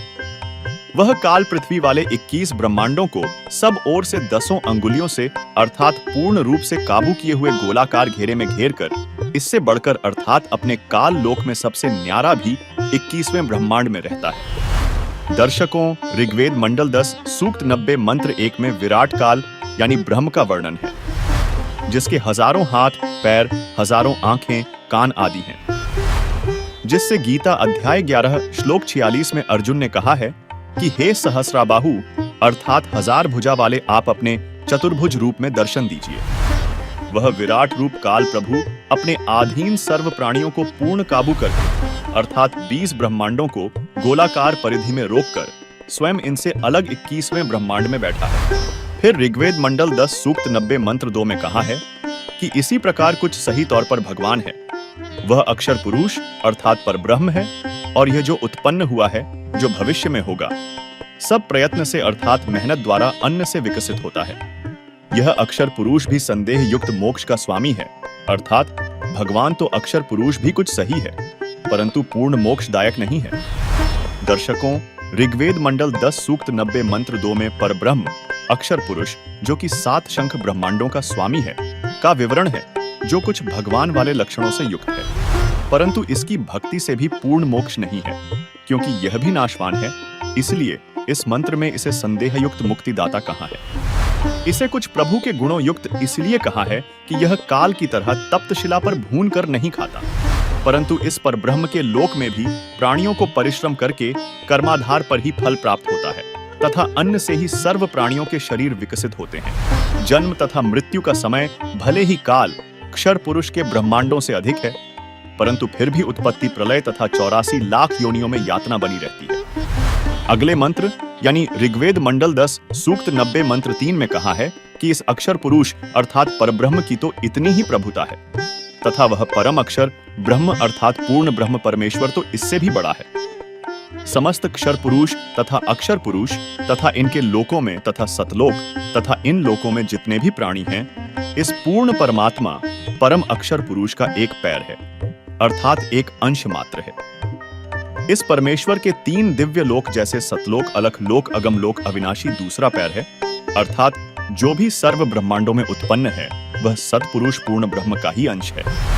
दर्शकों, ऋग्वेद मंडल 10 सूक्त 90 मंत्र 3 में बताया गया है कि ऋग्वेद मंडल 10 सूक्त 90 मंत्र 2 में वर्णित अक्षर पुरुष परब्रह्म की तो इतनी ही महिमा है तथा वह पूर्ण ब्रह्म तो इससे भी बड़ा है, अर्थात सर्वशक्तिमान है तथा सर्व ब्रह्मांड उसी के अंश मात्र पर ठहरे हैं। इस मंत्र में 3 लोकों का वर्णन इसलिए है क्योंकि चौथा अनामी यानी अनामय लोक अन्य रचना से पहले का है। फिर ऋग्वेद मंडल 10 सूक्त 90 मंत्र 4 में वेद ज्ञान देने वाले प्रभु ने कहा है कि यह परम अक्षर ब्रह्म अर्थात अविनाशी परमात्मा ऊपर 3 लोक जैसे सतलोक, अलख लोक, अगम लोक रूप पैर अर्थात ऊपर के हिस्से में प्रकट होता है, अर्थात विराजमान है। इसी परमेश्वर पूर्ण ब्रह्म का एक पैर अर्थात एक हिस्सा जगत रूप फिर यहाँ प्रकट होता है। इसलिए वह अविनाशी पूर्ण परमात्मा खाने वाले काल अर्थात क्षर पुरुष व न खाने वाले परब्रह्म अर्थात अक्षर पुरुष के भी ऊपर सर्वत्र व्याप्त है, अर्थात उसकी प्रभुता सर्व ब्रह्मांडों व सर्व प्रभुओं पर है। वह कुल का मालिक है जिसने अपनी शक्ति को सर्व के ऊपर फैलाया है। दर्शकों, इन्हीं 3 प्रभुओं का विवरण पवित्र गीता अध्याय 15 श्लोक 16-17 में है। देखिए अध्याय नंबर 15 का। अब आप ये 16वां श्लोक पढ़ रहे हैं।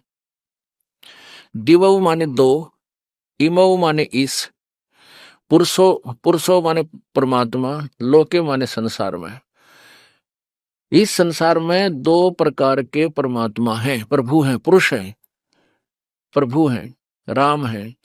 एक क्षर और एक अक्षर, इसको सर पुरुष कहो चाहे अक्षर पुरुष कहो। इस दोनों अक्षरों को हम यहाँ भी लगा सकते हैं। इमौ का इस लोक में 2 अक्षर पुरुष, सर पुरुष और अक्षर पुरुष 2 परमात्मा, 2 भगवान हैं और इनके लोकों में सर्व सर्वाणी भूतानी, सब प्राणियों के स्थूल शरीर तो नाशवान है और कटुस्थ माने आत्मा ये अविनाशी कहते। अब यहां देखो इनका अनुवाद इन्होंने किया है। इस संसार में नाशवान और अविनाशी भी ये दो प्रकार के पुरुष हैं। अब यहां लिखना था तो ऐसे ही समझ ले, दो प्रकार के प्रभु हैं, दो प्रकार के परमात्मा हैं, और इन दोनों के लोकों में संपूर्ण प्राणियों के शरीर नाशवान है और जीवात्मा अविनाशी कही जाती है। अब जीवात्मा तो सही अविनाशी, गधे की भी, कुत्ते की भी, सबकी अविनाशी है। लेकिन इस क्षर पुरुष और अक्षर पुरुष, इस क्षर ब्रह्म और अक्षर ब्रह्म या पर ब्रह्म कहो, इस अक्षर ब्रह्म को, ये दोनों नाशवान हैं और इनके सब श्लोकों में प्राणी भी नाशवान है, जीवात्मा सबकी अमर ही है। अब 17वें श्लोक में गीता जी अध्याय नंबर 15 के स्पष्ट किया है कि उत्तम पुरुष है तो अन्य है, वो श्रेष्ठ परमात्मा तो कोई और है, और वो ये वास्तव अविनाशी है। वैसे अक्षर शब्द है ये अविनाशी के लिए प्रयोग होता है। अब ये कितना अविनाशी है, ये परब्रह्म, जैसे एक तो ये चीनी का सफेद सा कप होता है पीने का, ये कितना सुंदर है, और इसका अगर हाथ से छूट जाए और पक्के फर्श पर गिर जाए टुकड़े टुकड़े हो जाता है। तो इस इतनी सतीथि तो समझो इस क्षरब्रह्म की, क्षर ब्रह्म की, क्षर पुरुष की, और अक्षर पुरुष समझो स्टील का कप, यानी उसकी तुलना में मिट्टी चीनी वाले कप की तुलना में स्टील का कप बहुत चिरस्थायी है, बहुत समय के बाद बहुत लंबे समय तक रहता है, इसलिए इसको अक्षर बोल दिया। तो इतना अंतर है सर्वब्रह्म की और अक्षर ब्रह्म की मृत्यु में। लेकिन स्टील को भी जर लगेगा और वो नष्ट होगा, एक दिन समाप्त हो जाएगा। और तीसरा जो धातु है सोना, उसको कभी वो जर नहीं लगता, वो नष्ट नहीं होता किसी भी कारण से। एक एग्जाम्पल रूप में आपको बता रहे हैं कि उत्तम पुरुष तो अन्य, वो अमर पुरुष परमात्मा तो वो है जो कभी किन्हीं कारणों से भी नष्ट नहीं होता। गीता जी अध्याय नंबर 2 के श्लोक नंबर 12 में गीता ज्ञानदाता ये क्षर ब्रह्म ये खुद कह रहा है कि अर्जुन, हम तू और मैं ये राजा लोग पहले भी थे, आगे भी जन्म होगा, और वर्तमान ना सोचा कि अभी जन्म हुआ है।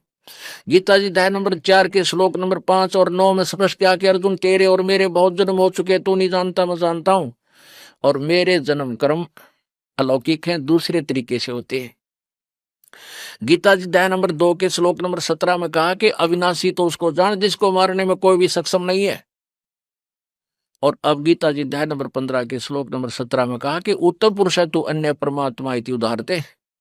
और ये लोग तरम आविश्य विवर्ती अवय ईश्वर है, जो तीनों लोकों में प्रवेश करके सबका धारण पोषण करता है, वो वास्तव में परमात्मा, वो तो कोई इन दोनों से और है, सर पुरुष और अक्षर पुरुष से, सर ब्रह्म और अक्षर ब्रह्म से, वो परम अक्षर ब्रह्म है। गीता जी अध्याय नंबर 8 के श्लोक नंबर 3 वाला। अब देखो पवित्र गीता जी अध्याय नंबर 15 का श्लोक नंबर 17। संस्कृत पढ़िए, आप पढ़े लिखे हो, देवनागरी लिपि आप खूब समझते हो। उत्तम पुरुष है तो अन्य परमात्मा इति उदाहरत है, ये लोग तरम आविश्य विवर्ती अवय ईश्वर है। अवय माने अविनाशी। अब देखो अक्षर माने भी अविनाशी है, और यहाँ अवय शब्द लिखा, इसको अभी परब्रह्म को भी, अक्षर पुरुष को भी अविनाशी इसलिए कहा गया कि ये चिरस्थायी है। अभी इनकी आयु बताएंगे आपको कैसे चिरस्थायी है। और ये है उत्तम पुरुष तो अन्य परमात्मा इति उदाहरते, ये लोग तरम आविश्य विवर्ती अवय ईश्वर है। वो जो तीनों लोकों में प्रवेश करके सबका धारण पोषण करता है, वो अविनाशी श्रेष्ठ प्रभु है। ईश्वर माने वैसे तो ईश माने प्रभु, और उनमें श्रेष्ठ परमात्मा है। तो यहाँ वो अवय ईश्वर है, वो अविनाशी परमात्मा है, प्रभु श्रेष्ठ है, और वही तीनों लोकों में प्रवेश करके सबका धारण पोषण करता है। जैसे जड़ से खुराक चलती है, जड़ से आहार चलता है, और पूरे तने को मिलता है, ये देखिए पूरे पेड़ को मिलता है। उत्तम पुरुष तो अन्य, ये देखना अब आएगा। अक्षर पुरुष एक पेड़ है, निरंजन वा की डार, और तीनों देवा शाखा है, ये पात्र संसार। ये है जड़, इस जड़ से आहार यानी पूर्ण परमात्मा से ही सबको शक्ति मिलती है। ये परब्रह्म भी भक्ति करता है, तप करता है, जो परमात्मा से शक्ति लेता है, और ये ज्योति निरंजन भी भक्ति करता है, परमात्मा से ही शक्ति प्राप्त होती है। ब्रह्मा विष्णु महेश भी तप करते हैं, साधनाएं करते हैं, वो भी उसी से फिर आगे इनको शक्ति मिलती हुई आती है। और फिर हम यहाँ पर हैं। तो अक्षर पुरुष एक पेड़ है, निरंजन वाकी डार, तीनों देवा शाखा है, ये पात रूप संसार, ये है वो जड़ पूर्ण परमात्मा जो गुप्त है। और ये तीनों लोकों में प्रवेश करके सबका धारण पोषण, यानी सभी को जड़ से ही खुराक मिलती है, मूल से ही सबको आहार मिलता है, तो ये सब का पालन करता है, ये पूर्ण परमात्मा है, ये परम अक्षर ब्रह्म है, ये कबीर देव है, कबीर साहब है, ये वही परमात्मा है जो बनारस में 120 वर्ष तक जुलाहे की भूमिका करके सहशरीर आए थे, सहशरीर चले गए। अब ये कैसे नासवान है, कैसे अविनाशी है। एक ब्रह्मा की आयु कितनी है, रजगुण ब्रह्मा की, जैसे 4 युग हैं, सतयुग, त्रेता, द्वापर, इन चारों युगों के कुल मिलाकर 43,20,000 वर्ष बनते हैं, और ये चतुर्युग कहलाते हैं, चतुर्युगी। ऐसे ऐसे 1008 चतुर्युग का ब्रह्मा जी का एक दिन और इतनी ही रात्रि, और 30 दिन रात का एक महीना, और 12 महीने का एक वर्ष, ओहो, और 100 वर्ष की ब्रह्मा जी की आयु। उसके बाद ब्रह्मा जी से 7 गुना विष्णु जी की आयु, और विष्णु जी से 7 गुना इस शिव जी की आयु, तमोगुण शंकर भगवान की आयु। और ऐसे 70,000 बार जब तमोगुण शिव मर लेगा, ये काल का पुत्र 70,000 बार ये मर लेगा, तब एक ब्रह्मलोक के अंदर रहने वाला ये सदा शिव रूप में जो काल रहता है, इसकी मृत्यु होगी। और ये एक ब्रह्मांड का विनाश होगा, दुर्गा का विनाश होगा, इस शिव के यानी काल के ही पैरेलल इसी के साथ। और फिर ये सारे प्राणी दूसरे ब्रह्मांड में चले जाएंगे, इसमें प्रलय हो जाएगी पूरा, इसमें कोई प्राणी शेष नहीं रहेगा, ब्रह्मांड समाप्त हो जाए, ये सब नष्ट हो जाएंगे प्राणी यहाँ के। उसके बाद ये दूसरे ब्रह्मांड में जाएंगे, वहां परमात्मा द्वारा इनको ऐसा वरदान दिया हुआ है कि दुर्गा और काल का शरीर तो अपने आप स्वस्थ और युवा अपने आप उस दूसरे लोक में जाते ही ये दोनों युवा प्रकट हो जाएंगे। ये परमात्मा कबीर जी ऐसा विधान बना रखा है इसका। अब जैसे ये कहता है ना 4थे अध्याय के मेरे जन्म और क्रम अलौकिक हैं, मैं तुम्हारी तरह माँ से जन्म मेरा नहीं होता, इसलिए मुझे अजम बोलते हैं, लेकिन मेरे दूसरे तरीके से जन्म तो होते हैं, पर दूसरे तरीके से मृत्यु और जन्म मेरी भी होती है, ये ऐसे होता है। तो ये 70,000 बार से एक त्रिलोकीय शिव मर लेगा, तब एक ब्रह्मलोक में रहने वाले काल ब्रह्म की मृत्यु होगी, और वो एक युग होगा अक्षर पुरुष का, इस पर ब्रह्म का। तो ऐसे 1000 उस प्रकार बने हुए 1000 युग का दिन और इतनी ही रात्रि, ऐसे 30 उस प्रकार बड़े हुए 30 दिन रात का एक महीना, और 12 महीने का एक वर्ष, और 100 वर्ष की उस अक्षर ब्रह्म की आयु, अक्षर पुरुष की आयु, वो भी मरेगा, लेकिन परम अक्षर ब्रह्म की आयु नहीं है, वो कभी नहीं मरता। एती उम्र बुलंद मरेगा अंतरे, क्योंकि सतगुरु लगे न कान न भेंटे वो संतरे। इतनी लंबी उम्र भी होगी तो भी तुम्हारी जन्म मृत्यु रहेगी, तुम किसकी साधना करते हो, क्योंकि तुम्हें सतगुरु लगे ना कान न भेंटे वो संतरे, जो गीता जी अध्याय नंबर 4 के श्लोक नंबर 34 में जिन संतों के बारे में कहा है। इस कारण से यदि आप इन ब्रह्मा विष्णु महेश ब्रह्म तक की साधना भी करते रहोगे, तो हमारी जन्म मृत्यु की ये परंपरा, जन्म मृत्यु का दुख तुम्हारा कभी नष्ट नहीं होगा। इसलिए कहा कि भजन करो उस रब का जो दाता है कुल सब का। तो पुण्यात्माओं, समझे हो तो सिर दर पाओ, बहोर नहीं रे ऐसा दाव, ये संसार समझदा नाई कहंदा श्याम दोपहरे नो, और गरीबदास ये वक्त जाते रोगे इस पैरे नो। जो साधनाएं तुम करते हो ये यूजलेस है, ये आपको मोक्षदायक नहीं है।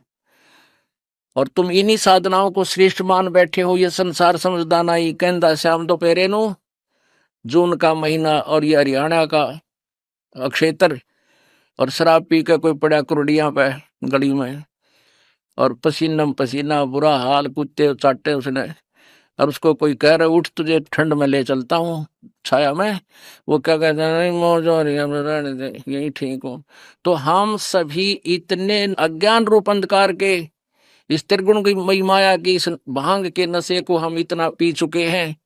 कबीर ये माया अटपटी सब गटा नड़ी, और किस किस ने समझाऊं या कुएं भांग पड़ी।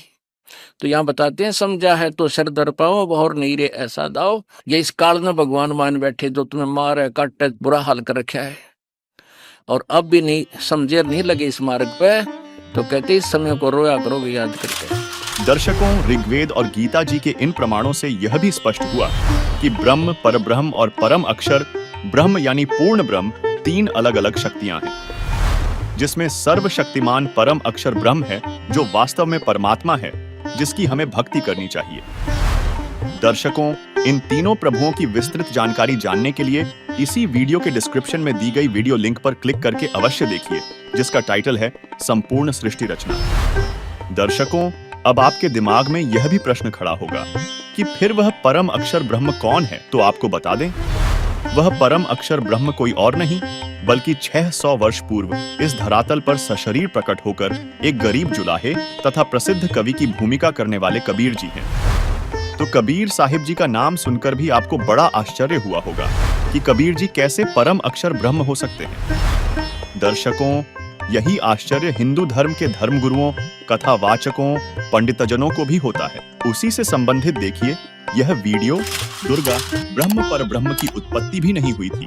उस समय भी कबीर परमेश्वर विद्यमान थे, जिनका प्रमाण वेदों तथा गीता में भी मिलता है। के सारे प्रश्नों का हम संशय का निवारण करेंगे। अब धैर्य रखो। अब हम चलते हैं गीता जी के 8वें अध्याय के 9वें श्लोक में, जहाँ पे कबीर को परमात्मा बताया। बच्चों सर, पंडित जी, कहा जाता है वेदों का निचोड़ गीता है। 8वें अध्याय का निचोड़ गीता है। वेदों का निचोड़ गीता है ना, इनसे वेदों से भी प्रमाण ले लेते हैं। 8वें अध्याय वेदों से भी प्रमाण ले लेते हैं। बिल्कुल बिल्कुल। 8वें अध्याय का 9वां श्लोक निकालिए, फिर आपको बताते हैं। निकालिए। अब देखिए इतने सारे मिल रहे हैं श्लोक, तो जरूरी नहीं कि श्लोक गलत होगा। आप बता दीजिए। तो जैसे हमारे गुरुदेव जी ने बताया है, सरलाद की आपको बताते हैं। आज तक किसी संत ने बताया नहीं परमात्मा कौन है। गीता जी में लिखा हुआ है 8वें अध्याय के 9वें श्लोक में, जो पूर्ण संत होगा ना वो ही बता पाता है परमात्मा कौन है, और किसी को नहीं पता। ये लिखा है कवियम पुराणम।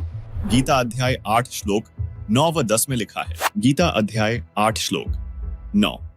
कविं पुराणं अनुशासितारम् अणोरणीयां समनुस्मरेद्यः सर्वस्य धातारमचिन्त्य रूपम् आदित्यवर्णं तमसः परस्तात्। कबीरदेव अर्थात कबीर परमेश्वर जो कवि रूप में प्रसिद्ध होता है, वह अनादि, सबके नियंता, सूक्ष्म से भी अति सूक्ष्म, सबके धारण पोषण करने वाला अचिंत्य स्वरूप सूर्य के सदृश नित्य प्रकाशमान है, जो साधक उस अज्ञान रूप अंधकार से अति परे सच्चिदानंद घन परमेश्वर का स्मरण करता है। गीता अध्याय 8 श्लोक 10। प्रयाण काले मनसाचलेन भक्त्या युक्तो योग बलेन चैव भ्रुवोर्मध्ये प्राणमावेश्य सम्यक् सतं परं पुरुषमुपैति दिव्यम्। वह भक्तियुक्त साधक अंतकाल में नाम के जाप की भक्ति के प्रभाव से भ्रिकुटी के मध्य में प्राण को अच्छी प्रकार स्थापित करके फिर निश्चल मन से अज्ञात दिव्य रूप परम भगवान को ही प्राप्त होता है। ये आप इसमें तो कभी लिखा सर, ये कह रहे हैं आपको थोड़ा सा देखो, आप तो समझा रहे हैं, लेकिन इतनी देर में उन्होंने लिखा है कि कभी लिखा है।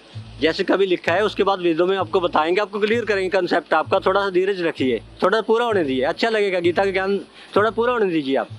अणु अण्यसम, सूक्ष्म से भी सूक्ष्म बात को जानता है। कबीर बता रहे हैं, ये कभी इसमें लिखा हुआ है, इसको डिफाइन कीजिए, कभी क्यों लिखा हुआ है। आप कभी पे आइए, क्योंकि फिर वही फिर वो बोलने लग जाएंगे, फिर चर्चा अधूरी रह जाएगी। तम से ये बात गुप्त है, किसी को पता नहीं, पूरा संत बताएगा। ये अब ये कबीर परमात्मा क्यों है, देखिए वेदों में। पवित्र यजुर्वेद अध्याय 29 मंत्र 25 में लिखा है, आज अर्थात वर्तमान में शरीर रूप महल में दुराचार पूर्वक झूठी पूजा में लीन मननशील व्यक्तियों को लगाई हुई आग अर्थात शास्त्र विधि रहित वर्तमान पूजा जो हानिकारक होती है, अग्नि जलाकर भस्म कर देती है। ऐसे साधक का जीवन शास्त्र विरुद्ध साधना नष्ट कर देती है। उसके स्थान पर देवताओं के देवता पूर्ण परमात्मा सतपुरुष की वास्तविक पूजा है। दयालु जीव का वास्तविक साथी पूर्ण परमात्मा के स्वस्थ ज्ञान अर्थात यथार्थ भक्ति को संदेशवाहक रूप में लेकर आने वाला तथा बोध कराने वाला आप कबीर है। वही संख्या नंबर 822 सामवेद उतार्चिक अध्याय 3 खंड नंबर 5 श्लोक नंबर 8 में लिखा है, सनातन अर्थात अविनाशी कबीर परमेश्वर मानव रूप धारण करके अर्थात गुरु रूप में प्रकट होकर हृदय से चाहने वाले, श्रद्धा से भक्ति करने वाले भक्तात्मा को 3 मंत्र अर्थात नाम उपदेश देकर पवित्र करके जन्म व मृत्यु से रहित करता है तथा उसके प्राण अर्थात जीवन श्वासों को जो संस्कारवश गिनती के डाले हुए होते हैं को अपने भंडार से मित्रता के आधार से पूर्ण रूप से बढ़ाता है, जिस कारण से परमेश्वर के वास्तविक आनंद को अपने आशीर्वाद प्रसाद से प्राप्त करवाता है। कहते हैं जो कबीर साहब को पाने के जो 3 मंत्र हैं वो आपके गुरुजी देते हैं क्या? हाँ देते हैं जी। हमारे गुरुजी 3 स्टेज में सिर्फ एक संत रामपाल जी महाराज जी हैं जो सिर्फ ओम तत् सत तीनों मंत्रों का जाप अपने साधक को देते हैं। कबीर के विषय में थोड़ा डिस्कस करते हैं। अब आगे लिखा है, कबीर गिरपी वो कबीर वाणी में बोलता है, संत सोम संत के रूप में अवश्य सोम अमर परमात्मा होता है। अतिथि रेवन बहुत ऊंचे ऊंचे स्वर में बोलता है, अपने ज्ञान को प्रदर्शित करता है। और कहाँ पे रहता है? राष्ट्रीय स्तूप ऊंचे शासन में ऊपर सचखंड पे सतलोक में बैठा हुआ है परमात्मा। वहाँ से ज्ञान देने के लिए कवि के रूप में यहाँ पे आता है, वो कबीर वाणी के रूप में। इसलिए इसमें कवि लिखा हुआ है। आप समझ आए मेरे? देखिए हाँ, इसमें देखिए बड़ी देर में इन्होंने ये वैसे सही चल रहे थे, इतनी देर से समझा रहे थे, लेकिन हम लोग थोड़ा समझ नहीं पा रहे थे। हम सोच रहे थोड़ा जल्दी बताइए, लेकिन वाकई में गीता वाकई में कोड वर्डों में है पंडित जी। ये तो लेकिन हमें भी नहीं समझ आई बिल्कुल। लेकिन सर अभी जो पहले आप कह रहे थे वो कवि हैं, वो कवि क्या वाकई में? जी मेरे इंपॉर्टेंट है, पूछने की इजाजत दो तो। सर जैसे आप कृष्ण जी को परमात्मा मानते थे, कृष्ण जी तो कोई कविता नहीं लिखी, कोई ज्ञान नहीं दिया क्या? आप ब्रह्मा जी को, शिव जी को या विष्णु को परमात्मा मानते थे, उन्होंने कविताओं के माध्यम से कोई ज्ञान नहीं दिया। इट मीन्स एज पर शास्त्र वो परमात्मा नहीं है।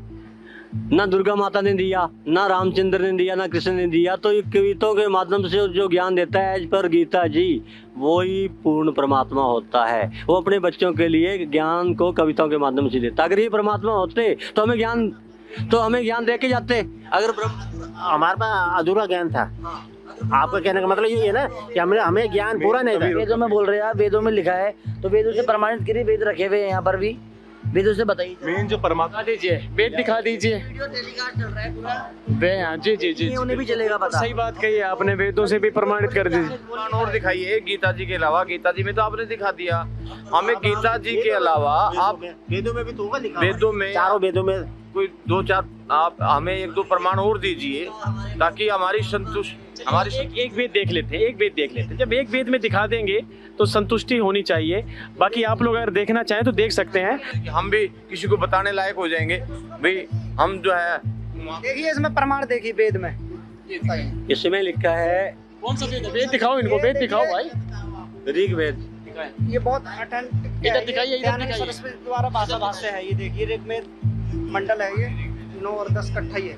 वेद भी रखे मोटे सर, बड़े वेद रखे हुए यहाँ, चारों वेद है। आप ये बताइए, आपने कभी वेद पढ़े हैं? देखिए हमने वेद तो पढ़े नहीं, हमारे गुरुजी हमें जो बताते हैं हम वही सुनते हैं, उसी पर अध्ययन करते हैं। अगर प्रमाण देते तो यही तो बात है कि मतलब आपके गुरुजी ने तो इन सदग्रंथों की केवल जिलत दिखाई है। अभी आपने यजुर्वेद और सामवेद में कबीर परमेश्वर का प्रमाण देखा था। आप देखिए ऋग्वेद मंडल 9 सूक्त 96 मंत्र 17 जिसमें लिखा है, शिशुम जज्ञानम हरेयतम मृजंति शुंभंति वहिन मरुतः गणेन कविर गीर्भि काव्येन कविर संत सोमः पवित्राम अत्यति रेभन। अनुवाद, पूर्ण परमात्मा मनुष्य के विलक्षण बच्चे के रूप में जानबूझकर प्रकट होता है तथा अपने तत्वज्ञान को उस समय निर्मलता के साथ उच्चारण करता है। प्रभु प्राप्ति की लगी विरह अग्नि वाले भक्त समूह के लिए कविताओं द्वारा कवित्व से अत्यधिक निर्मलता के साथ कविर वाणी अर्थात कबीर वाणी द्वारा ऊंचे स्वर से संबोधन करके बोलता हुआ वर्णन करता वह अमर पुरुष अर्थात सतपुरुष ही संत अर्थात ऋषि रूप में स्वयं कबीरदेव ही होता है। परंतु उस परमात्मा को न पहचान कर कवि कहने लग जाते हैं, परंतु वह पूर्ण परमात्मा ही होता है। उसका वास्तविक नाम कबीरदेव है। यही प्रमाण ऋग्वेद मंडल 9 सूक्त 94 मंत्र 1 में है, जिसका भावार्थ है कि जो सर्वशक्तिमान परमेश्वर है वह कवियन व्रजम न अर्थात कवियों की तरह आचरण करता हुआ पृथ्वी पर विचरण करता है। उसी परमेश्वर के विषय में ऋग्वेद मंडल 9 सूक्त 94 मंत्र 3 में कहा गया है कि जो परमात्मा कवियों की भूमिका करके सत्य भक्ति भाव को परिपूर्ण रूप से प्रदान करता है वह कबीरदेव अर्थात कबीर परमेश्वर है। उसके समान कोई भी शूरवीर नहीं है। सर्व ब्रह्मांडों के प्रभुओं में उसकी शक्ति अर्थात समर्थता का यश है। वही आगे ऋग्वेद मंडल 9 सूक्त 96 मंत्र 18 में कहा है, ऋषिमणा या ऋषिकृत स्वर्षाः सहस्त्राणि थ पदवीः कविनाम तृतीयम धाम महिषः सिषा संत सोमः विराजमानु राजतिष्ठु। अनुवाद, वेद बोलने वाला ब्रह्म कह रहा है कि जो पूर्ण परमात्मा विलक्षण बच्चे के रूप में आकर प्रसिद्ध कवियों की उपाधि प्राप्त करके अर्थात एक संत या ऋषि की भूमिका करता है, उस संत रूप में प्रकट हुए प्रभु द्वारा रची हजारों वाणी संत स्वभाव वाले व्यक्तियों अर्थात भक्तों के लिए स्वर्ग तुल्य आनंददायक होती है। वह अमर पुरुष अर्थात सतपुरुष तीसरे मुक्तिलोक अर्थात सतलोक की सुदृढ़ पृथ्वी को स्थापित करने के पश्चात मानव सदृश संत रूप में गुबंद अर्थात गुंबज में उच्च टिल्ले जैसे सिंहासन पर उज्जवल स्थूल आकार में अर्थात मानव सदृश तेजोमय शरीर में विराजमान है, यानी वहां राजा के समान बैठा है। इसी का समर्थन ऋग्वेद मंडल 9 सूक्त 86 मंत्र 27 भी करता है, जिसमें स्पष्ट लिखा है परमात्मा द्युलोक के तीसरे पृष्ठ पर विराजमान है। वहीं ऋग्वेद मंडल 9 सूक्त 54 मंत्र 3 में भी स्पष्ट है कि वह अमर परमेश्वर सूर्य के समान सर्व को पवित्र करता हुआ सर्व ब्रह्मांडों के ऊर्ध्व अर्थात ऊपर बैठा है, तथा ऋग्वेद मंडल 9 सूक्त 82 मंत्र 1 में स्पष्ट है कि परमात्मा राजा के समान दर्शनीय है। दर्शकों, हम सभी अब तक काल के एक ब्रह्मांड में बने 3 लोक स्वर्गलोक, पृथ्वीलोक और पाताल लोक से परिचित हैं, जबकि ऋग्वेद मंडल 9 सूक्त 96 मंत्र 18 में तीसरे धाम सतलोक को कहा है। जैसे एक ब्रह्म का लोक जो 21 ब्रह्मांड का क्षेत्र है, दूसरा परब्रह्म का लोक जो 7 संख ब्रह्मांड का क्षेत्र है, तीसरा परम अक्षर ब्रह्म अर्थात पूर्ण ब्रह्म का सतलोक है जो असंख्य ब्रह्मांडों का क्षेत्र है। क्योंकि पूर्ण परमात्मा ने सतलोक में सतपुरुष रूप में विराजमान होकर नीचे के लोकों की रचना की है, इसलिए ऋग्वेद मंडल नंबर 9 सूक्त 96 मंत्र 18 में नीचे के ब्रह्म और परब्रह्म के लोकों की गणना करते हुए तीसरा धाम सतलोक को कहा है।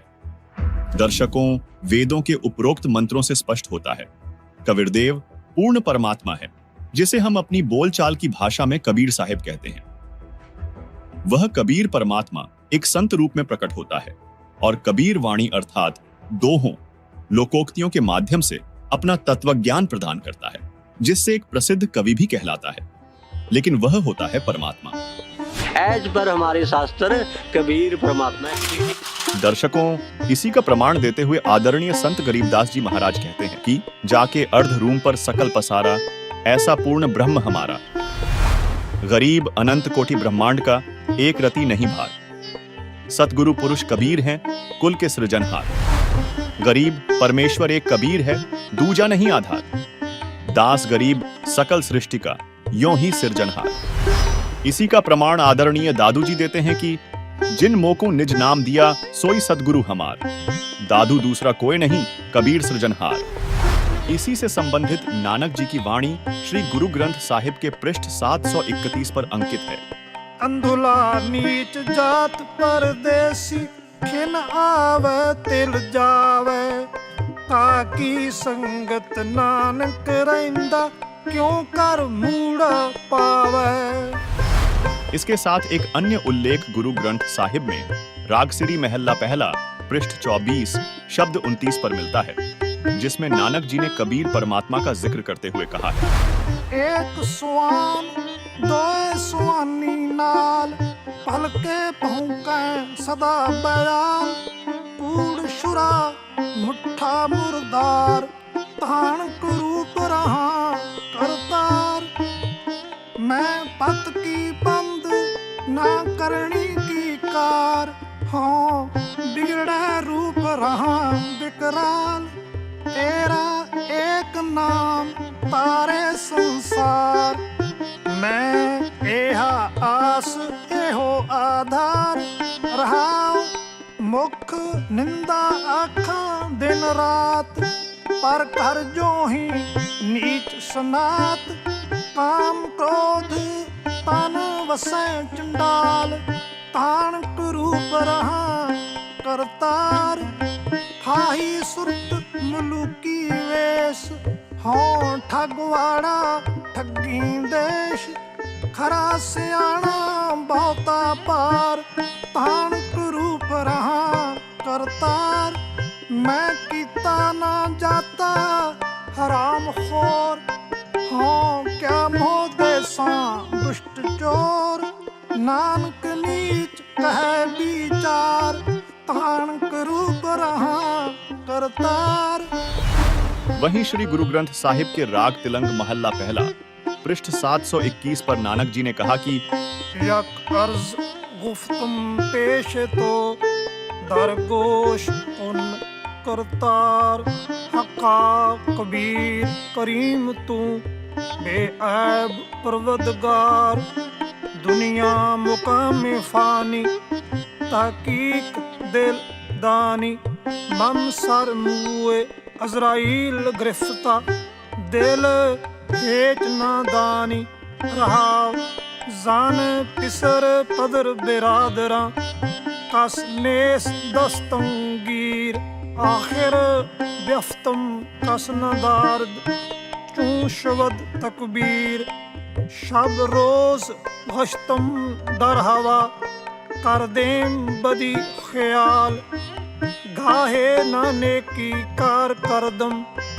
मम ई चिनी अहवाल बदबख्त हम चो बखील गाफिल बेनजर बेबाक नानक बगोयद जंतुरा तेरे चाकरा पाखाक।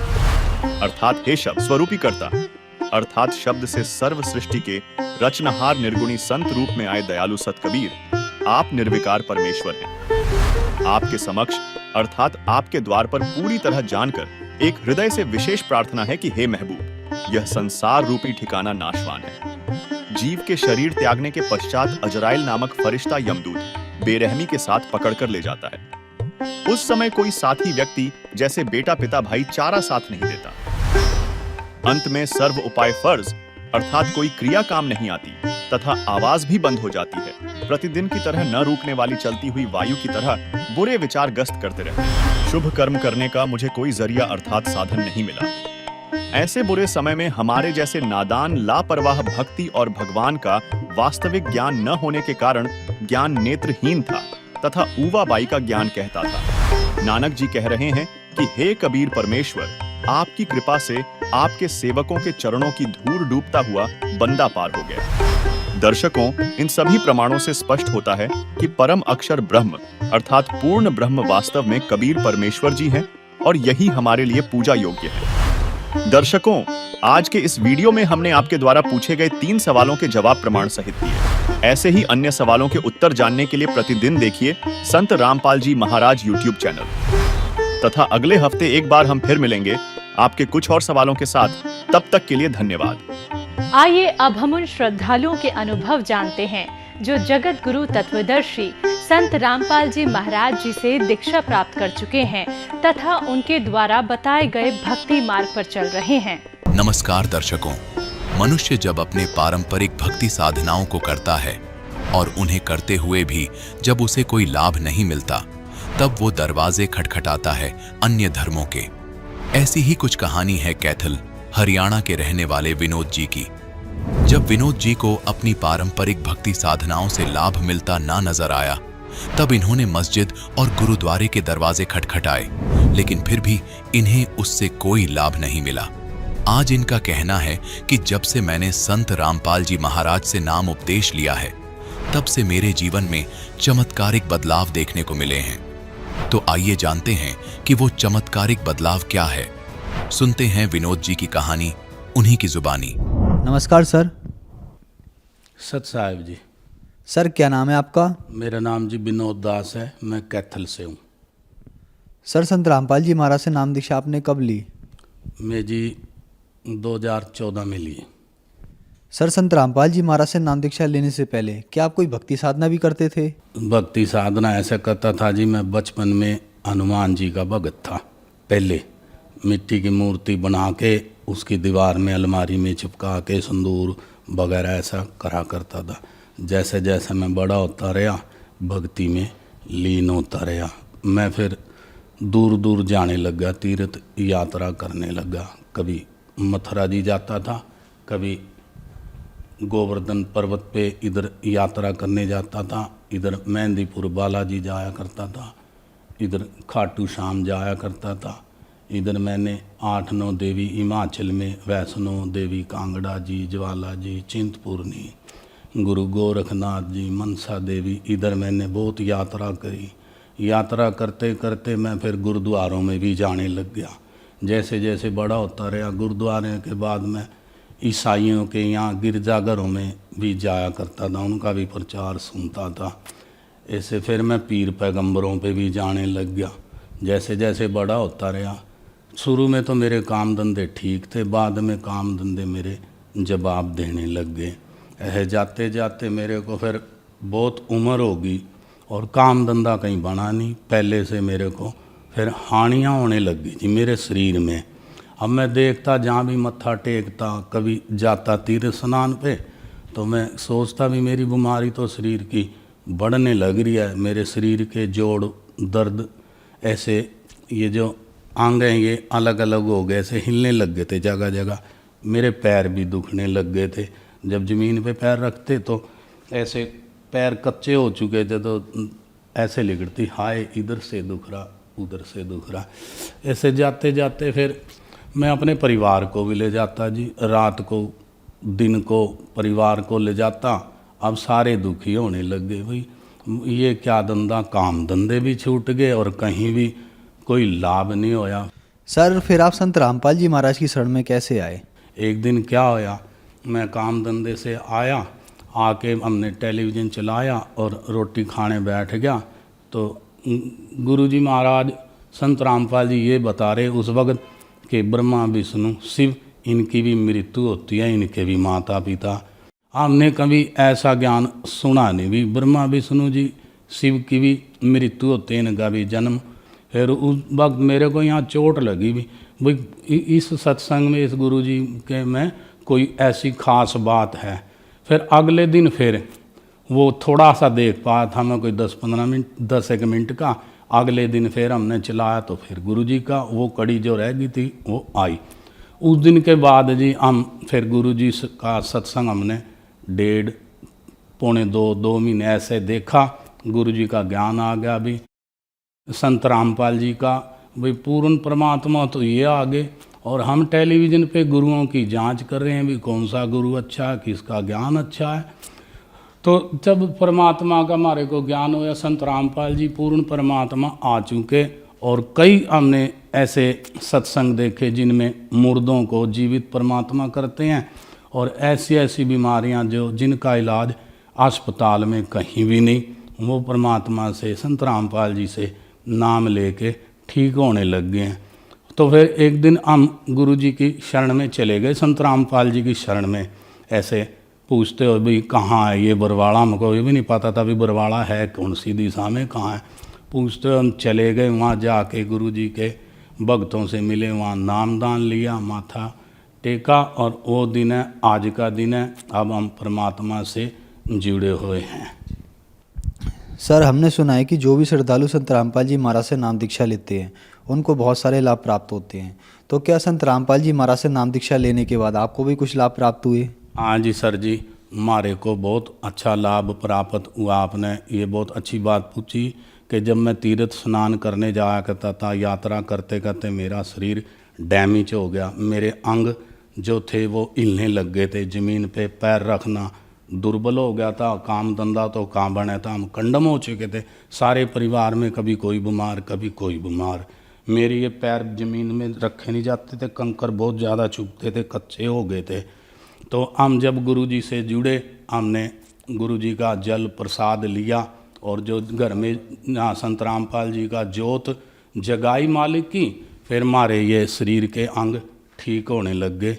एक मेरे शरीर में इधर बहुत बड़ी रसौली थी, तो मैं गरीब आदमी, तो जब मैं शीशे में देखा, मैं गंजा हो गया, मैंने शीशे में देखा अब ये तो बहुत बड़ी रसौली है। तो मैं अगर अपनी औरत को बताऊंगा तो वो तो इस बात का बहुत वो करेगी, कहीं वो मर ही ना जावे। हमारे पास पैसे भी नहीं, तो भी डॉक्टर लोग तो ये कह देंगे ऑपरेशन हो गया, हमें 2 लाख लगा, 3 लगा, 2.5 लाख, इतने का ही मेरा मकान बिक जाएगा और मेरी ये रसौली का ऑपरेशन कर देंगे, काट देंगे, बाद में गारंटी देते नहीं डॉक्टर लोग, जिंदा रहूं के मरूं। फिर मैंने बताया नहीं इस डर से भी मेरे साथ ये घटना हो चुकी है, परिवार में मातम छा जाएगा, मैंने कभी जिक्र नहीं करा अपने बच्चों से और उससे भी मैं एक ऐसी बीमारी का शिकार हो चुका हूँ जो मेरा बचना मुश्किल है। फिर मैं परमात्मा से जुड़ गया था, मैंने घर में जोत जगाई मालिक की। जोत जगाने के बाद में मेरे घर से जैसे मैं आधी रात को पेशाब करने उठ जाया करता था, तो जब कुछ ही दिन हुए थे मालिक से, जैसे 15-20 दिन हुए, तो मेरे को क्या दिखा, मेरे घर से काले काले परछाइयाँ जाने लग रही हैं घर से निकल के। कोई काले काले मनुष्य जैसा कोई भूत प्रेत होते, कोई शैतानी आत्मा होती, तो वो घर से जाने लग रही हैं दबादब। जैसे मैं जोत जगा दिया करता, मैं बहुत सारा घी डालता था, जोत का मेरे को बड़ा शौक था। फिर जब हम गुरुजी का जो पहला मंत्र दिया, गुरुजी का जाप करने लगे, फिर मेरे को दूसरा सतनाम मिला। ऐसे हम जाप करने लगे। आज देख लो मेरे सिर में कोई रसौली नहीं, आज भी वो रसौली का निशान रह गया है। बिना ऑपरेशन के मैं आज ठीक ठाक हूँ। मैंने कभी कोली 1 रुपए की भी नहीं ली इस रसौली के उसमें, जबकि मेरा बहुत बड़ा ऑपरेशन होना था। संत रामपाल जी महाराज की कृपा से आज मैं ठीक हूँ। वो धरती पे पूर्ण परमात्मा आए हुए हैं। तो एक दिन वहाँ बीमार होने लग गया जी, मेरा नाम खंड हो गया, मैं बीमार होने लग गया। तो फिर एक दिन दोपहर के 2 बजे और 3 बजे का समय था, 2 से 3 बजे का समय जो था, उस वक़्त मैं सोया पड़ा। गुरुजी आए, मेरा एक तरफ लोहे का पलंग है और इधर मैं बीमार पड़ा हूँ, और इधर गुरुजी एक पलंग पे आके बैठ गए। मैं उठा अकेला, मेरे बच्चे बाहर थे, मैं उठा, मैं कहा है गुरुजी आप?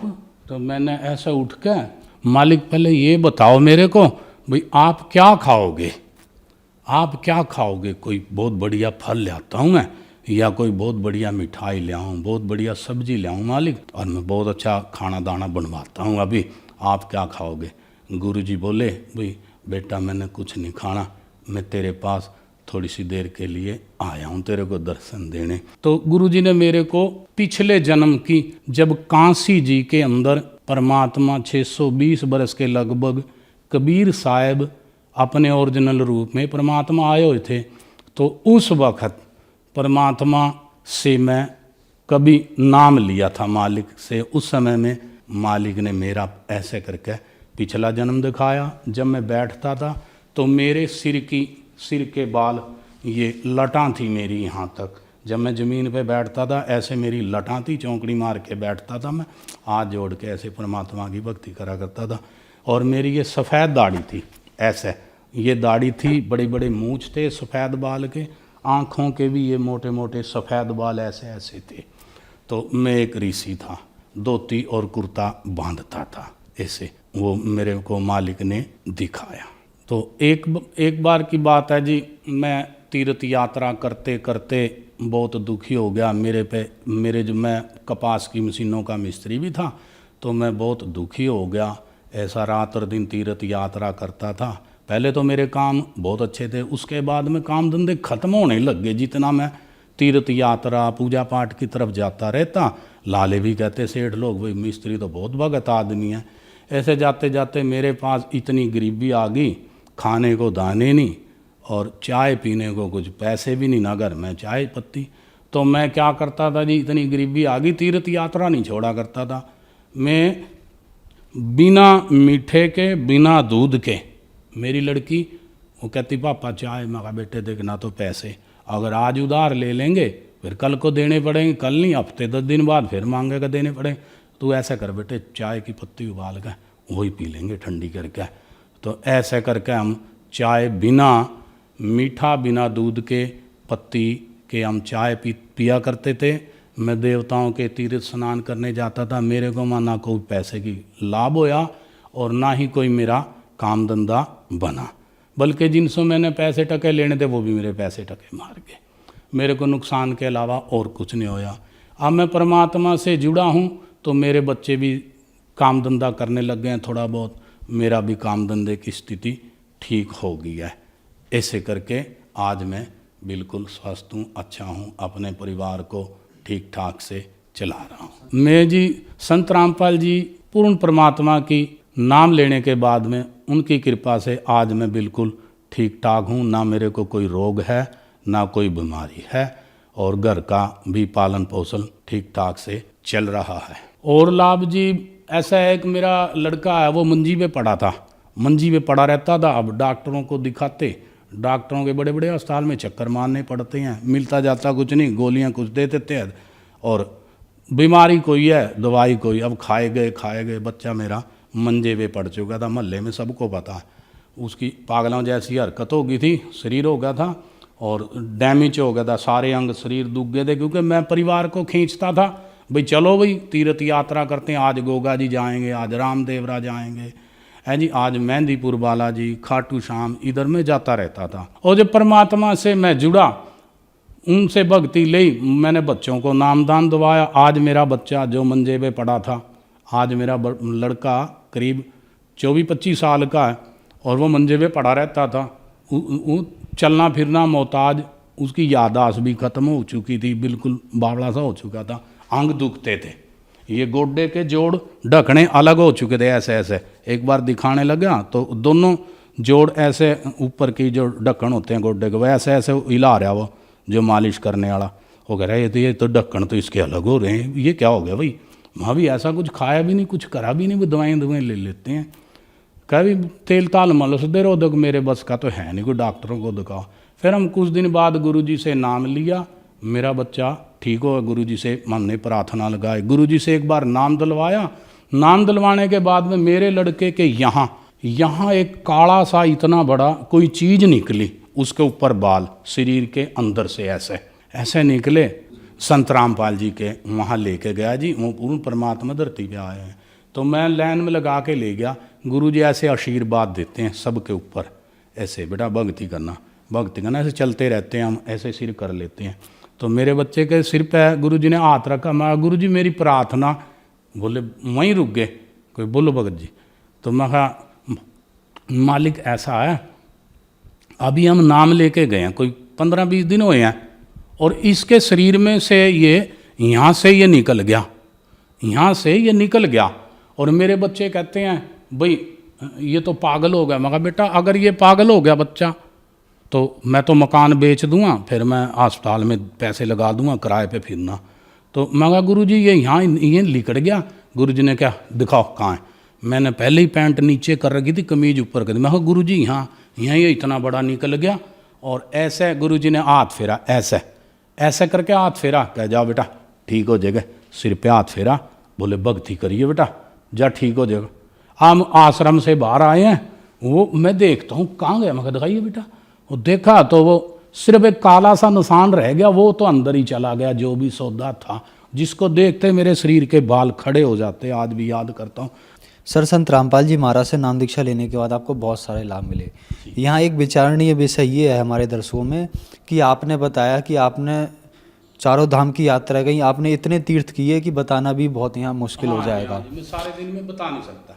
आपको और आपके बच्चों को और आपकी पत्नी को इतने तीर्थ किए कि आप लोगों का शरीर भी खराब हो गया तीर्थ करते करते। लेकिन उन सारे तीर्थों करके आपको लाभ नहीं मिला, लेकिन आप संत रामपाल जी महाराज की शरण में आए, आपको बहुत सारे लाभ मिले। तो यहाँ विचारणीय विषय ये है कि इतने सारे तीर्थ करने के बाद भी वहाँ आपको लाभ नहीं मिलता है और फिर आप लोग संत रामपाल जी महाराज की शरण में जाते हैं, उनको लाभ मिल जाता है। इसके पीछे क्या कारण है? संत रामपाल जी जो आपको मंत्र देते हैं, भक्ति देते हैं, वेद शास्त्रों के अनुसार जो वेद शास्त्रों में लिखा हुआ है मंत्र, उनको जाप करने से हमारे को लाभ होते हैं। और ये संत रामपाल जी पूर्ण परमात्मा कबीर साहब का अवतार आ चुके हैं। ऐसा आप सब संत महात्माओं से मेरी हाथ जोड़ के प्रार्थना है कि आप भी इनका सत्संग देखें, संत रामपाल जी का, उनके मंत्र जाप करने से तब आपको लाभ मिलेगा। हाँ, बीमारियां दूर होंगी, आपकी उम्र भी बढ़ेगी। जैसे मेरी बीमारी खत्म होगी, मैंने कोई दवाई नहीं ली, आज मेरी ये रसोली बिल्कुल ठीक है और मैं काम धंधा करता हूँ। ये देखो बिल्कुल सब सही है मेरा। संत रामपाल जी की कृपा से ये पूर्ण परमात्मा आया है। सर संत रामपाल जी महाराज से कैसे जुड़ सकते हैं? कोई भी भक्त आत्मा या कोई संत ऋषि गुरु कोई भी जुड़ना चाहता है, सबसे पहले आपको टेलीविजन पे संत रामपाल जी का सत्संग सुनना जरूरी है। जब आपको ज्ञान होगा तब आप परमात्मा से नाम ले लें।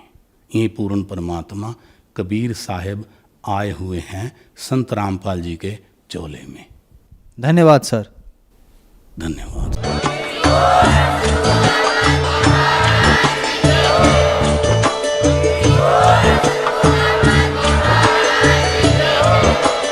आप सुन रहे थे जगत गुरु तत्वदर्शी संत रामपाल जी महाराज जी के मंगल प्रवचन। अधिक जानकारी के लिए विजिट कीजिए हमारी वेबसाइट www.jagatgururampalji.org। संत रामपाल जी महाराज जी के शुभ आशीर्वाद से पूरे विश्व भर में 500 से भी ज्यादा नाम दीक्षा केंद्र हैं, जिन पर संत रामपाल जी महाराज जी द्वारा ऑनलाइन निशुल्क नाम दीक्षा दी जा रही है। अपने नजदीकी नाम दीक्षा केंद्र का पता करने के लिए संपर्क करें 8222880541।